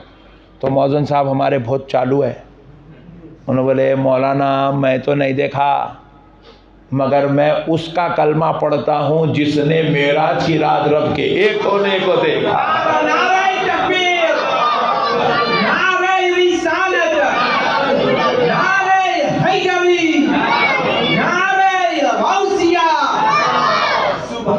मैं चिल्ला चिल्ला के जो गवाही दे रहा हूं, अशहदू अशहदू अशहदू अशहदू, सुन लो, मैं अपने देखने की वजह से गवाही नहीं दे रहा हूं, मैंने उसको देखा है जिसका नाम मुहम्मदुर रसूलुल्लाह है, और ये वो है जिसने अपनी आंखों से खुदा के एक होने को देखा है। हम अपने देखने पे गवाही नहीं दे रहे हैं, हुजूर के देखने पे गवाही दे रहे हैं, क्योंकि हमारा ईमान मुहम्मदुर रसूलुल्लाह, हमारा सारा सरमाया मुहम्मदुर रसूलुल्लाह है, हमारी अव्वल व आखिर, हमारा हर अता व पता मुहम्मदुर रसूलुल्लाह है। उनके बगैर हमारा कुछ भी नहीं है। अब ये बाजू वाला बोलता हुजूर को मेराज हुईच नहीं, तो हम पूछे फिर अल्लाह के एक होने की दलील क्या है? अगर हुजूर मेराज नहीं हुई, क्योंकि हुजूर ने अल्लाह के एक होने को मेराज की रात देखा, क़ाब क़ौसैनी औ अदना, कि वो ऐसे मुलाकात किए कि 2 तीरों के दरमियान का फासला बाकी रह गया था। अल्लाह अकबर।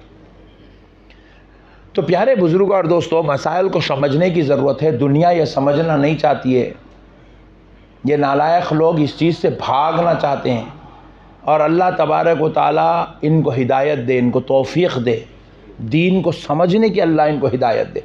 हमारा कुछ भी नहीं है मेरे भाई, हमारा पूरा सरमाया रसूल अल्लाह है, सब उनके सदक़े में।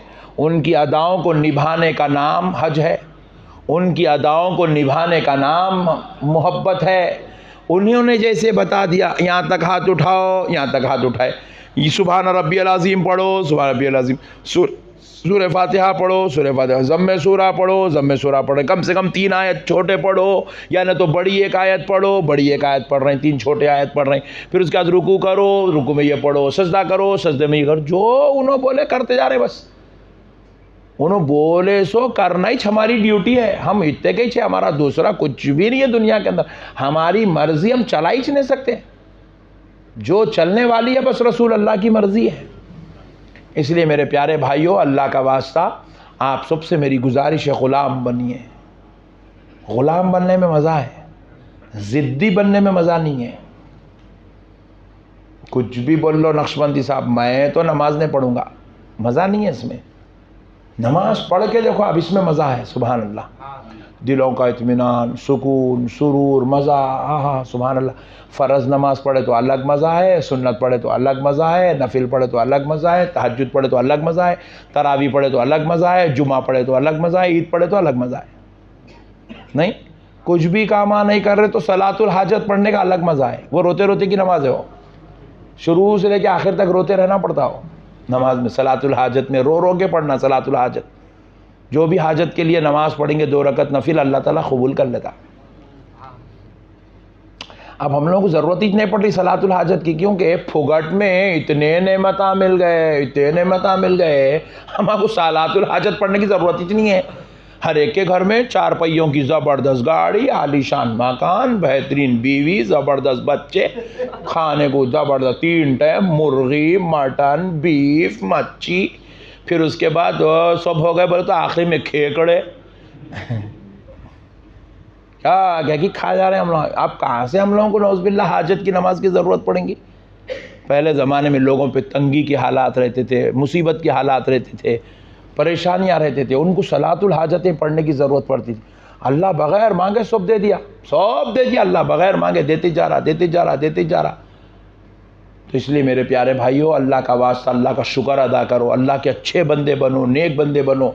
मेरी माँ और बहनों से भी मेरी गुजारिश है, अपने घरों को नमाज वाला घर बनाओ, इबादत किया जाने वाला घर बनाओ, तिलावत किया जाने वाला घर बनाओ, अल्लाह के ज़िक्र व अज़कार में, इबादत में वक़्त गुजारो, अल्लाह को याद करो, अल्लाह के ज़िक्र करो, अल्लाह ताला को पुकारो, अल्लाह के अच्छे बंदे बनने की कोशिश करो।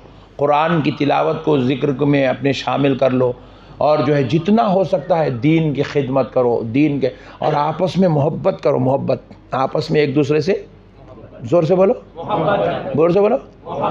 और कभी भी ये नहीं सोचना उन्हों को ने इन्हों को ने, उन्हें कितना इन्हें कितना, उन्हें काका इन्हें, नऊज़ुबिल्लाह नहीं सोचना, कभी नहीं सोचना। हर एक से मोहब्बत, प्यार, अच्छा रिश्ता निभाना, भाई को भाई की रिस्पेक्ट देना, बहन को बहन की रिस्पेक्ट देना, पड़ोसी को पड़ोसी की रिस्पेक्ट देना, ससुर को ससुर की रिस्पेक्ट देना, वालिद को वालिद की रिस्पेक्ट देना, माँ को माँ का प्यार देना, हर एक के साथ इज्जत से रहना।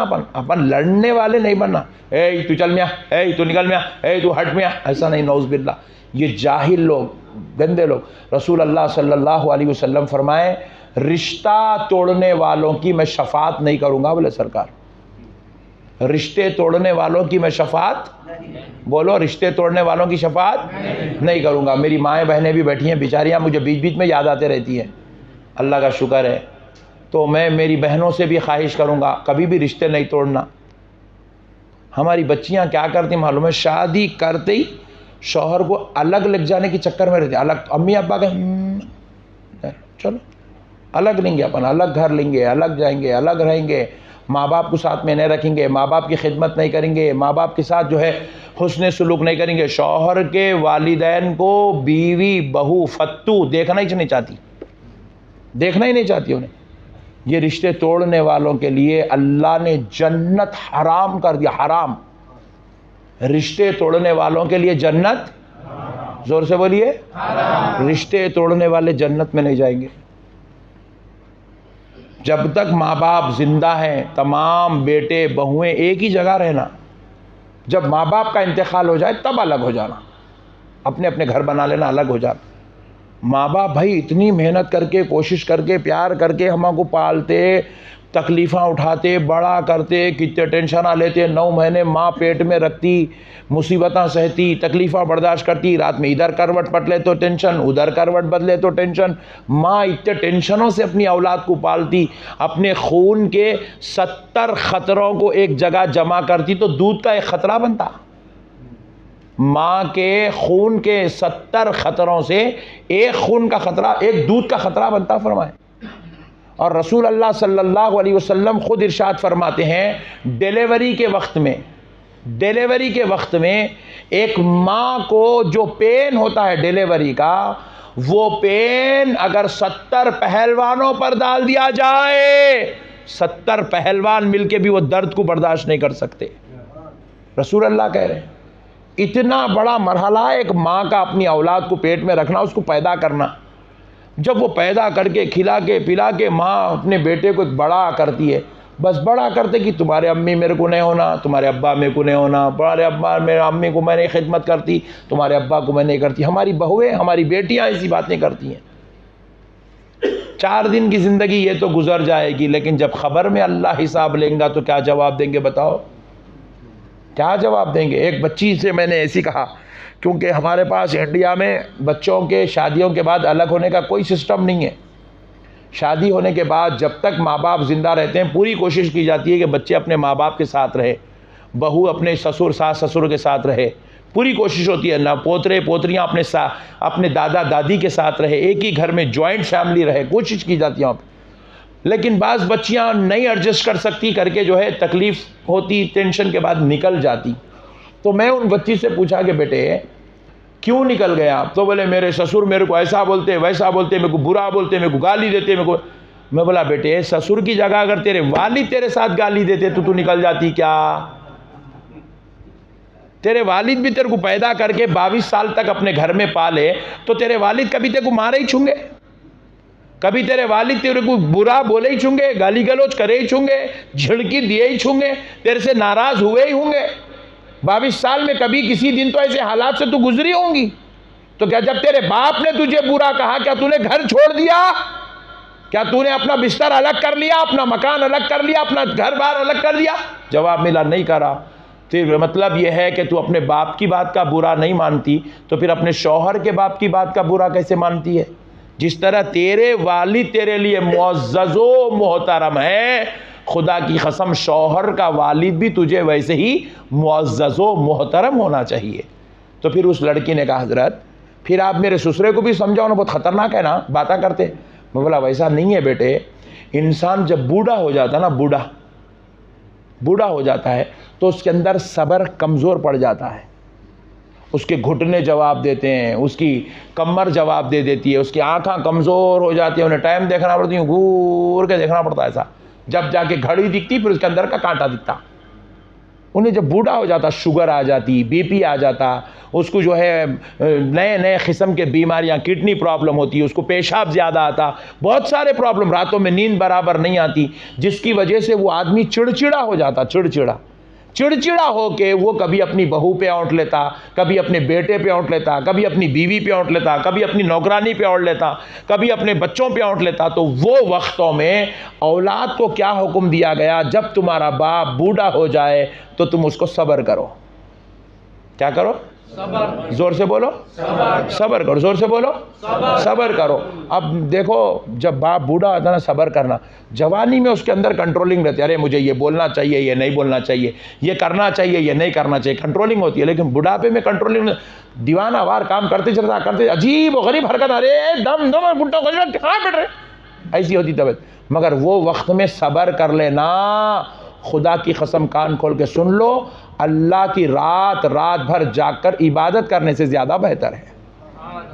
सब्र करना बूढ़ों पे, इबादत रात भर इबादत करने से ज़्यादा बेहतर है। अब मैं आप लोगों को बोल रहा हूँ ना, आप लोग जाके अपने घर में बेटी को बोलना, अपनी बेटियों को बोलना, बेटी ससुर की ऊपर सब्र करना। सास बोलती बेचारी, सास बहू की तो ऐसा है कुछ पूछो मत, ऐसा खतरनाक रहती, टेंशन सबकी नहीं, थोड़े सासा। कहीं आप लोग बोले हमारे घर में नहीं है मौलाना, ऐसा बोलेंगे, वैसा नहीं, आपके घर की बात नहीं कर रहा हूँ मैं, कॉमन बात बोल रहा हूँ। ऐसा सास बहू बोले तो लड़ लेते रहते, टेंशन चलते रहती। क्यों चलती भाई टेंशन इसीलिए चलती है कि सास बहू को रेस्पेक्ट देने तैयार नहीं है, बहू सास को रेस्पेक्ट देने के तैयार नहीं है। जबकि हमारा मज़हब हमको क्या सिखा रहा है, रास्ते में चलने वाले कुत्तों के साथ भी तुम इंसानियत वाला पहलू इख्तियार करो। कुत्तों के साथ भी बदसलूकी करने की इजाज़त नहीं है शरीयत में।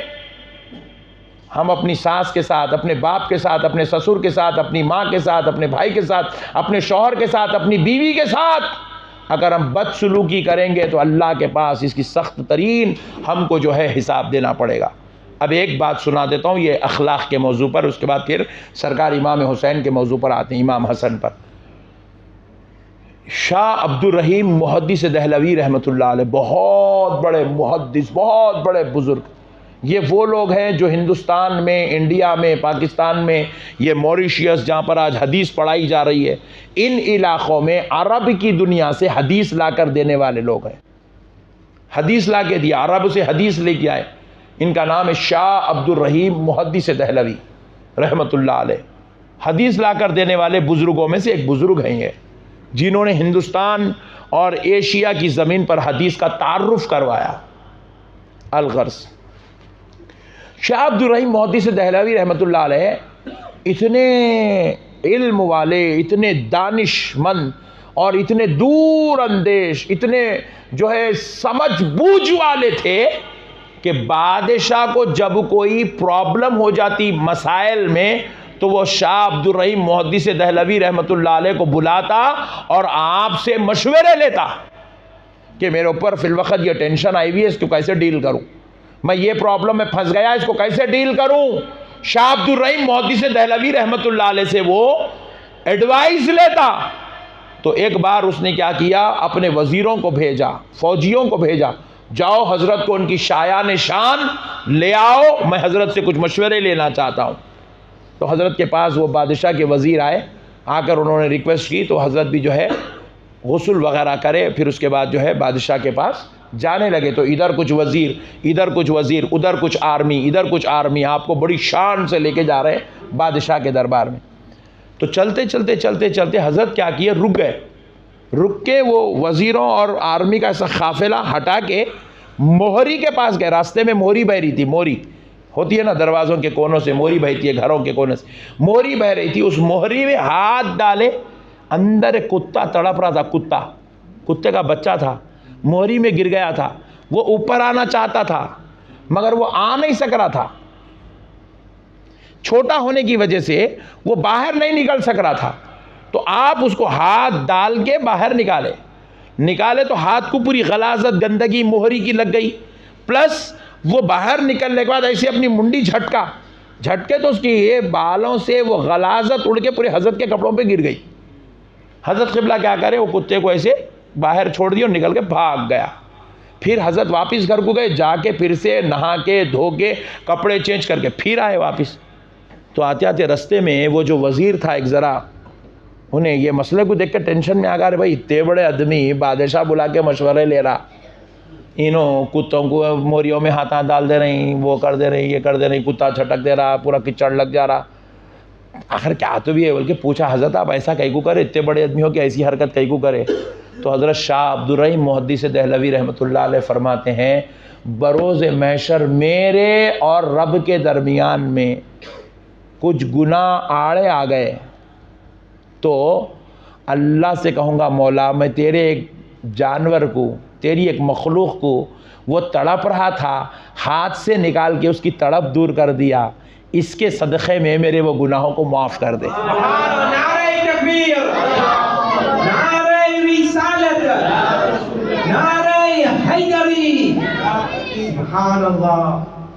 तो सोचो दोस्तों, हमारे बुज़ुर्गों ने हमें ये सबक दिया कि तुम जानवरों के साथ भी हुस्न सलूक करो, जानवरों के साथ भी, बोलो ज़ोर से बोलो, जानवरों के साथ भी हुस्न सलूक करो। तो मतलब ये है कि हम कुत्तों के साथ भी बदतमीज़ी नहीं कर सकते। कुत्ते को लात मार रहे हैं, बिल्ली को लात मार रहे हैं, मुर्गी को लात मार रहे हैं, अल्लाह के ग़ैज़ व ग़ज़ब में मुब्तला हो जाएंगे ऐसा करने वाले, अल्लाह नाराज़ हो जाएंगे उनसे।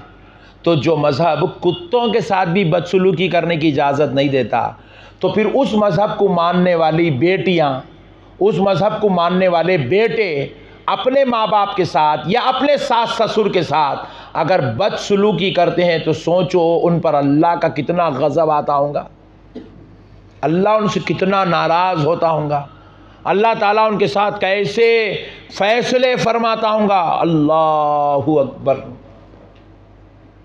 अल्लाह का वास्ता मेरे भाइयों, आप सबसे मेरी गुजारिश है, अदबन इल्तिमास है, ज़िंदगी तो हमारी गुज़र रही है, देखो गुज़र रही है, गाड़ी चलते चलते चलते चलते चलते चलते चलते एक दिन मंजिल आने वाली है, गाड़ी को रुकना ही रुकना है, रुकना ही रुकना है, रुकना ही रुकना है।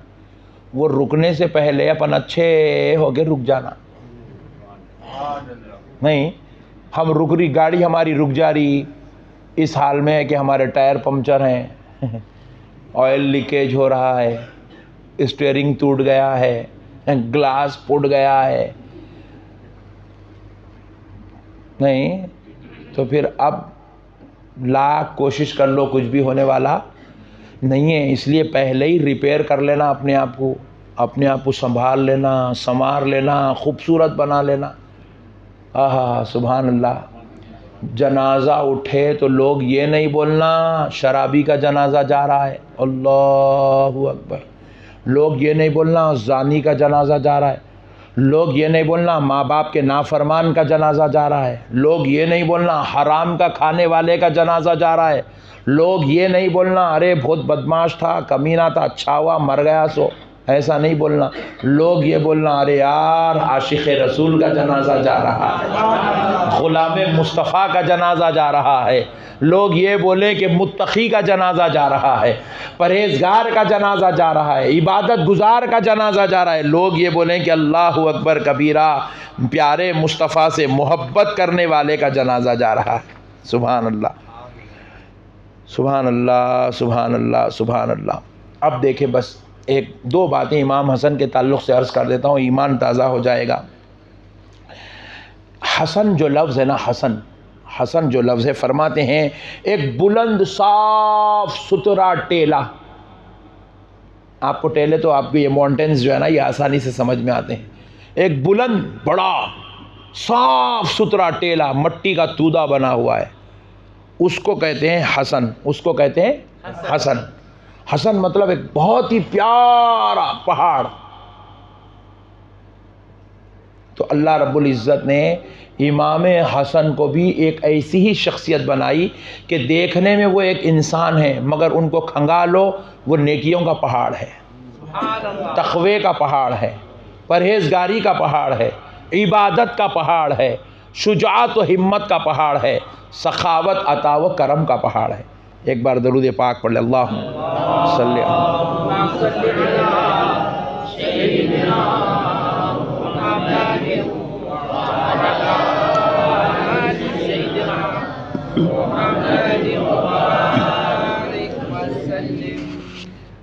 अल्लाहुम्मा सल्ली व सल्लिम बारिक अला सय्यदिना मुहम्मदिन व अला आलि सय्यदिना मुहम्मदिन व बारिक व सल्लिम। फिर उसके बाद फरमाया गया वल हसनानी हुमा जबलान, इमाम हसन और हुसैन, सुभान अल्लाह, ये दोनों पहाड़ हैं। कै के पहाड़? नेकी के पहाड़, तक़वे के पहाड़, शुजाअत के पहाड़, अखलाक के पहाड़। ये पहाड़ पत्थरों के पहाड़ हैं, वो पहाड़ मट्टी के पहाड़ हैं, और ये दो इंसानियत के अखलाक के मरकज़ वाले पहाड़ हैं। अल्लाह ने इनके जैसा इस ज़मीन पर किसी और को पैदा नहीं किया। क्या अखलाक थे देखिए, सुभान अल्लाह। मैं इमाम हसन और हुसैन के एक अखलाक आपको सुनाता हूँ। शर्त है हम भी इंशाअल्लाह कोशिश करेंगे हम वैसे बन जाएं। बनेंगे ना इंशाअल्लाह? पक्का वादा? सुभान अल्लाह। इमाम हसन और इमाम हुसैन रज़ी अल्लाह ताला अन्हुमा खेल रहे थे मैदान में। खेलते खेलते नमाज का वक्त हुआ, असर की नमाज के बाद खेल रहे थे। नमाज का वक्त हुआ तो मस्जिद में आ गए दौड़े दौड़े नमाज के लिए, सुभान अल्लाह। तो जब नमाज के लिए तशरीफ़ लाए तो एक बद्दू शख्स, यानी कि गांव का रहने वाला, क़रिए का, विलेज का रहने वाला शख्स जो है मस्जिद को आया था नमाज पढ़ने के लिए। तो वो शख्स भी वज़ू करने बैठा हुआ है। तो इमाम हसन और हुसैन आए, देखे कि ये नमाज वज़ू कर रहे हैं, मशकीज़े से पानी लेके वज़ू कर रहे हैं। इमाम हसन इमाम हुसैन ने देखा कि ये तो बिल्कुल गलत वज़ू कर रहे हैं। तो समझ गए कि ये बद्दू हैं, इनको वज़ू का तरीक़ा नहीं मालूम है, ये दीन से, इस्लाम से, सहाबा से बहुत दूर रहते हैं, इनको वज़ू का तरीक़ा नहीं मालूम है। तो उन्होंने क्या किया, इमाम हसन वो एक मशकीज़े में पानी ले लिए, इमाम हुसैन एक मशकीज़े में पानी ले लिए, ले लेके बैठ गए। बैठ के बोले चाचा जान, सुभान अल्लाह, चाचा जान ज़रा आप हम दोनों को देखें कि मैं कहता हूँ कि मेरा वज़ू सही है और हुसैन कहते हैं उनका वज़ू सही है। तो हुसैन कह रहे हैं नहीं चाचा जान मेरा वज़ू सही है, हसन कहते हैं उनका वज़ू सही है, आप फैसला करिए दोनों में किसका वज़ू सही है। तो बोले अच्छी बात है बच्चों वज़ू करो। इमाम हसन पूरा वज़ू करे, हाथ धोए, कुल्ली करे, नाक में पूरा वज़ू करे। फिर उसके बाद बोले बेटा तुम करो। तो इमाम हुसैन भी सेम वज़ू करे। तो उन्होंने परेशान हो गए, बोले इन दोनों जो कर रहे हैं असल वज़ू तो ये है मैं जो कर रहा हूँ वो गलत है। बोले बच्चों खुदा की कसम तुम्हारे अखलाक बता रहे हैं, तुम मेरे नबी के घर के बच्चे हो। सुभान अल्लाह, सुभान अल्लाह, नबी के घर के बच्चे हो। तो उन्होंने कहा जी हाँ चाचा जान हम अलीउल मुर्तज़ा के बेटे हैं, रसूल अल्लाह के नवासे हैं। कहा बच्चों तुम पे मेरी जान कुर्बान, तुमने मुझे वज़ू सिखा दिया है। ऐसे थे अखलाक, ऐसे थे अखलाक, सुभान अल्लाह।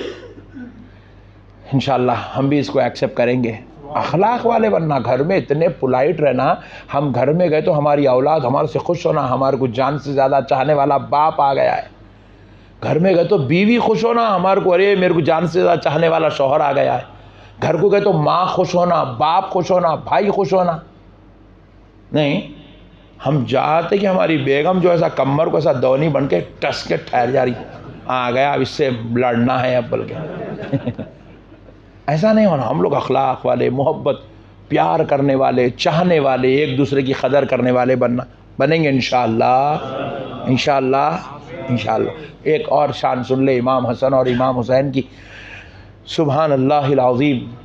एक बार हज़रत इमाम हसन और इमाम हुसैन दोनों, क्योंकि दोनों की एज में जो है 1.5 साल 2 साल का डिफरेंस था। फरमाते हैं वो 7 साल के थे, ये 5 साल के थे।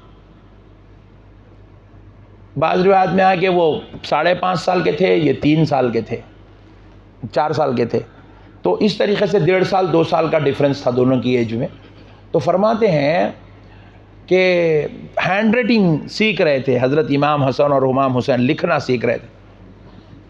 तो एक ठिकरी पर उन्होंने लिखा, ठिकरी पर इमाम हसन ने भी लिखा, दूसरी ठिकरी पर इमाम हुसैन ने लिखा। लिख के दोनों अपनी हैंड राइटिंग लिए, लेके अपनी वालिदा मोहतरमा के पास गए। जाकर कहने लगे अम्मी जान ज़रा बता दें कि इसमें दोनों में हैंड राइटिंग किसकी अच्छी है। तो आपकी वालिदा मोहतरमा ने कहा कि बेटे ये फ़ैसला मैं नहीं करूँगी, आप नाना जान से पूछ लो। हुजूर की बारगाह में आए, आके कहे कि नाना जान बताएं कि इन दोनों में हैंड राइटिंग किसकी अच्छी है। रसूल अल्लाह आप पर हमारे बाबा आप कुर्बान, बताएं हैंड राइटिंग किसकी अच्छी है। तो नबी पाक अलैहिस्सलातु वस्सलाम ने कहा बेटे अगर मैं हसन की अच्छी कहूँगा तो हुसैन नाराज़ हो जाएगा, और हुसैन की अच्छी कहूँगा तो हसन नाराज़ हो जाएंगे। और बेटे मैं कुछ भी बर्दाश्त कर सकता हूँ, लेकिन तुम्हारे दिल को तकलीफ़ पहुँचे मैं बर्दाश्त नहीं कर सकता, तुम्हारे दिल को तकलीफ़ पहुँचे मैं बर्दाश्त नहीं कर सकता। लिहाजा बेटा जाओ ये बात अपने अम्मी जान से पूछ लो। फिर हज़रत नबी पाक अलैहिस्सलाम ने हज़रत फ़ातिमा के पास भेज दिया। तो हज़रत फ़ातिमा कहती है बेटे नाना जान जब फ़ैसला नहीं कर सके तो मैं कहाँ से फ़ैसला कर सकती हूँ, मैं भी तुम में से किसी का दिल दुखाना गवारा नहीं कर सकती। मेरे बच्चों तुम्हारे दिल को दुखाना हमें गवारा नहीं है, बच्चों हम ये फ़ैसला नहीं करेंगे। बोले नहीं अम्मी फ़ैसला करो, अम्मी फ़ैसला करो, अम्मी फ़ैसला करो। तो हज़रत फ़ातिमा ने क्या की, आपके गले से एक मोती का हार उतार दी। उसमें 7 मोती थे, 7 कितने 7 मोती थे। हज़रत फ़ातिमा ने वो मोतियों का हार उतारा, कहा मेरे बच्चों तुम्हारे दोनों के ठिकरियाँ भी यहाँ रख दो, मैं ये मोतियाँ उछालती हूँ, जिस ठिकरी पर ज़्यादा मोतियाँ गिर जाए समझ जाना ये तख्ती का तहरीर अच्छी है, और ये फ़ैसला मेरी तरफ से नहीं, ये फ़ैसला अल्लाह की तरफ से है, क्योंकि मैं अल्लाह के हवाले कर रही हूँ। हज़रत फ़ातिमा ये कहे कि वो 7 मोतियाँ ऐसे उछाली, ज़मीन पे बैठ के उछाली, तो वो मोती बमुश्किल 1 फीट 2 फीट ऊपर नहीं गई। यहाँ से ये 1 फीट ये 2 फीट इतनी ऊपर नहीं गई। बस सोचो अब यहाँ से यूँ उछाले, बस यूँ गई, ये मोती आई। अल्लाह ने उतनी देर में हज़रत जिब्राइल को हुक्म दिया, जिब्राइल पहुँच जाओ दरे मुस्तफ़ा पर। वो 7 मोतियाँ हैं, उनमें से 1 मोती को लो आधी आधी कर दो, 3.5 मोती ये तख्ती पर डालना, 3.5 मोती ये तख्ती पर डाल देना, क्योंकि बतला दो कि रब को भी ये गवारा नहीं है कि इनमें से किसी का दिल टूट जाए। रब को भी ये गवारा नहीं है कि इनमें से किसी का दिल टूट जाए। अल्लाह रब्बुल इज़्ज़त ने फ़ैसला किया, रब ने बतला दिया कि खुदा भी इनको तकलीफ़ देना गवारा नहीं करता। इसलिए मेरे प्यारे भाइयों, अल्लाह और उसके रसूल का वास्ता अहले बैत से मोहब्बत करें, अहले बैत से प्यार करें। आज माशाल्लाह हमारे जो है अशरफ भाई की तरफ से, हमारे अशरफ भाई साहब की तरफ से और हमारे दीगर भाइयों की तरफ से माशाल्लाह मस्जिद में जो है दूध का शरबत का एहतमाम, कल जो हमने कहा था वो शरबत का एहतमाम किया गया है। आप सभी हजरात को इंशाअल्लाह ताला वो शरबत पिलाया जाएगा। अभी उस पर फातिहा भी होगी। फिर इंशाअल्लाह कल हम शीदे इमाम हसन और इमाम हुसैन से मुताल्लिक़ गुफ्तगू करने की सआदत हासिल करेंगे इंशाअल्लाह। अल्लाह ताला से दुआ है परवरदिगार प्यारे हबीब अलैहिस्सलातु वस्सलाम के सदक़े से ए अल्लाह जो बातें हमने सीखी है, सुनी है, समझी है, मौला इस पे हमें अमल करने की तौफ़ीक़ अता फ़रमा। ए अल्लाह हमको बलाओं से महफूज फ़रमा, बीमारियों से महफूज फ़रमा, मुसीबतों से महफूज फ़रमा, परेशानियों से महफूज फ़रमा, रंज अलम से महफूज फ़रमा, आफ़ात व बलैयात से महफूज फ़रमा। ए अल्लाह प्यारे नबी आल नबी औलाद अली के सदक़े में हमारा बेड़ा पार फरमा। ए अल्लाह दोनों जहाँ की सआदतों बरकतों नेमतों से माला माल फरमा दे। ए अल्लाह तेरे हबीब के सदक़े में हमारे लिए खैर का, फ़ज़ल का, करम का मामला फरमा। हमारी जितनी माएँ बहनें बेटियाँ आई हैं मौला सबकी आमद को कबूल कर ले, सबकी मुसीबतों को दूर कर दे, सबकी परेशानियों को दूर फरमा दे। जिसके जो भी मसाइल है मौला सारे मसाइल को हल फरमा दे, सारे मसाइल को हल फरमा दे। सबके लिए खैर का मामला फरमा, करम का मामला फरमा, फ़ज़ल और अता का मामला फरमा। सबको प्यारे नबी आल नबी औलाद अली का सदका अता फरमा। ऐ अल्लाह हम अहले बैत का जिक्र कर रहे हैं, इस जिक्र के सदक़े में हमारा बेड़ा पार फरमा दे, हमारी मुसीबतों को दूर फरमा दे, हमारी परेशानियों को दूर फरमा दे। आल नबी औलाद अली का सदका अता फरमा दे। ऐ अल्लाह तेरे हबीब के सदक़े में हमारी दुनिया भी बेहतर बना, हमारी आखिरत भी बेहतर बना। ऐ अल्लाह हमको गम व मुसीबत अज़ाब व तकलीफ़ से महफूज फरमा दे। ऐ अल्लाह खूब तेरे अच्छे प्यारे चहीते लाडले नेक बंदों में हमको शामिल फरमा ले। ऐ इलाहुल आलमीन मौला खैर का, फ़ज़ल का मामला फरमा, करम व अता का मामला फरमा। प्यारे नबी के सदक़े तुफ़ैल से मौला हमसे तो जो कुछ भी ज़िक्र अहले बैत हो रहा है मौला कबूल फरमा ले। इसके सदक़े में हमारी दुनिया भी बेहतर कर दे, हमारी आखिरत भी बेहतर बना दे। रब्बना तक़ब्बल मिन्नल फ़ातिहा।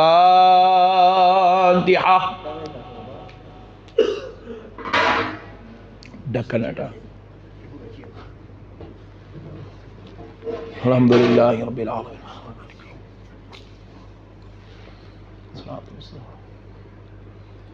कुल वल्लाहु अहद अल्लाहु समद।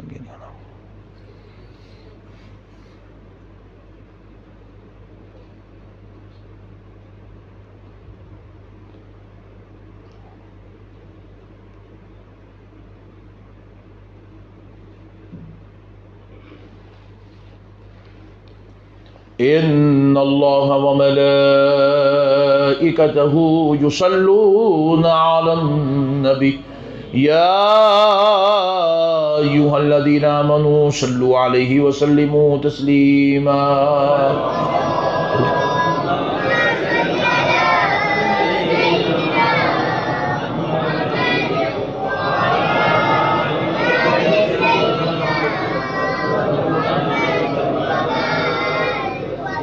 अल्लाहु ला इलाहा इल्ला हुवल हय्युल क़य्यूम ला ताख़ुज़ुहु सिनतुन वला नौम लहू मा फ़िस समावाति व मा फ़िल अर्द मन ज़ल्लज़ी यशफ़अु इंदहु इल्ला बिइज़निहि यअलमु मा बैना अयदीहिम व मा ख़ल्फ़हुम व ला युहीतूना बिशयइन मिन इल्मिहि इल्ला बिमा शाअ वसिअ कुर्सियुहु समावाति वल अर्द वला यऊदुहु हिफ़्ज़ुहुमा वहुवल अलिय्युल अज़ीम। ऐ अल्लाह जो कुछ भी पढ़ा गया है फ़ातिहा शरीफ में, जो कुछ भी दर्स हुआ है, बयान हुआ है, नेक बातें सीखी है, सुनिए समझिए मौला इस पे हमें अमल की तौफ़ीक़ अता फ़रमा और इसका सारा सवाब प्यारे हबीब सल्लल्लाहु अलैहि वसल्लम की रूह पाक को अता फ़रमा। प्यारे नबी के सदक़े तुफ़ैल से अहले बैत अतहार को, शुहदाए करबला को, बिलखुसूस इमाम हुसैन की और जो है उनके अफराद ख़ानदान की अरवाह पाक को इसका अजर सवाब अता फ़रमा। ऐ अल्लाह इस सवाब की बरकत से हमारे इलाक़ों में रहम व फ़ज़ल, करम व अता का, खैर का, फ़ज़ल का मामला फ़रमा। प्यारे नबी आले नबी औलाद अली के सदक़े में मौला ये जो शरबत बना गया है हमारे जो है साहब अशरफ साहब की तरफ से और दीगर हमारे भाइयों की तरफ से ये जो एहतमाम किया गया मौला इसको कबूल फरमा। इसके बदले में इनके घरों में खैर व बरकतों का, रहमतों का, इनाम का, फ़ज़ल का, करम का मामला फरमा। हर बला, बीमारी, मुसीबत, परेशानी से इनके घरों को और ये शरबत पीने वाले के घरों को आबाद फरमा दे। ऐ अल्लाह हिफाजत फरमा दे। इस दुआ को प्यारे नबी के सदक़े तुफ़ैल से कबूल और मंजूर फरमा, कबूल और मंजूर फरमा, कबूल और मंजूर फरमा। सल्लल्लाहु तआला अला खैरि खल्क़ि सय्यिदिना मुहम्मद व आलिहि व अस्हाबिहि अजमईन वल्हम्दुलिल्लाहि रब्बिल आलमीन। सलात सलाम के लिए खड़े। सल्लल्लाहु अला मुहम्मद सल्लल्लाहु अलैहि वसल्लम।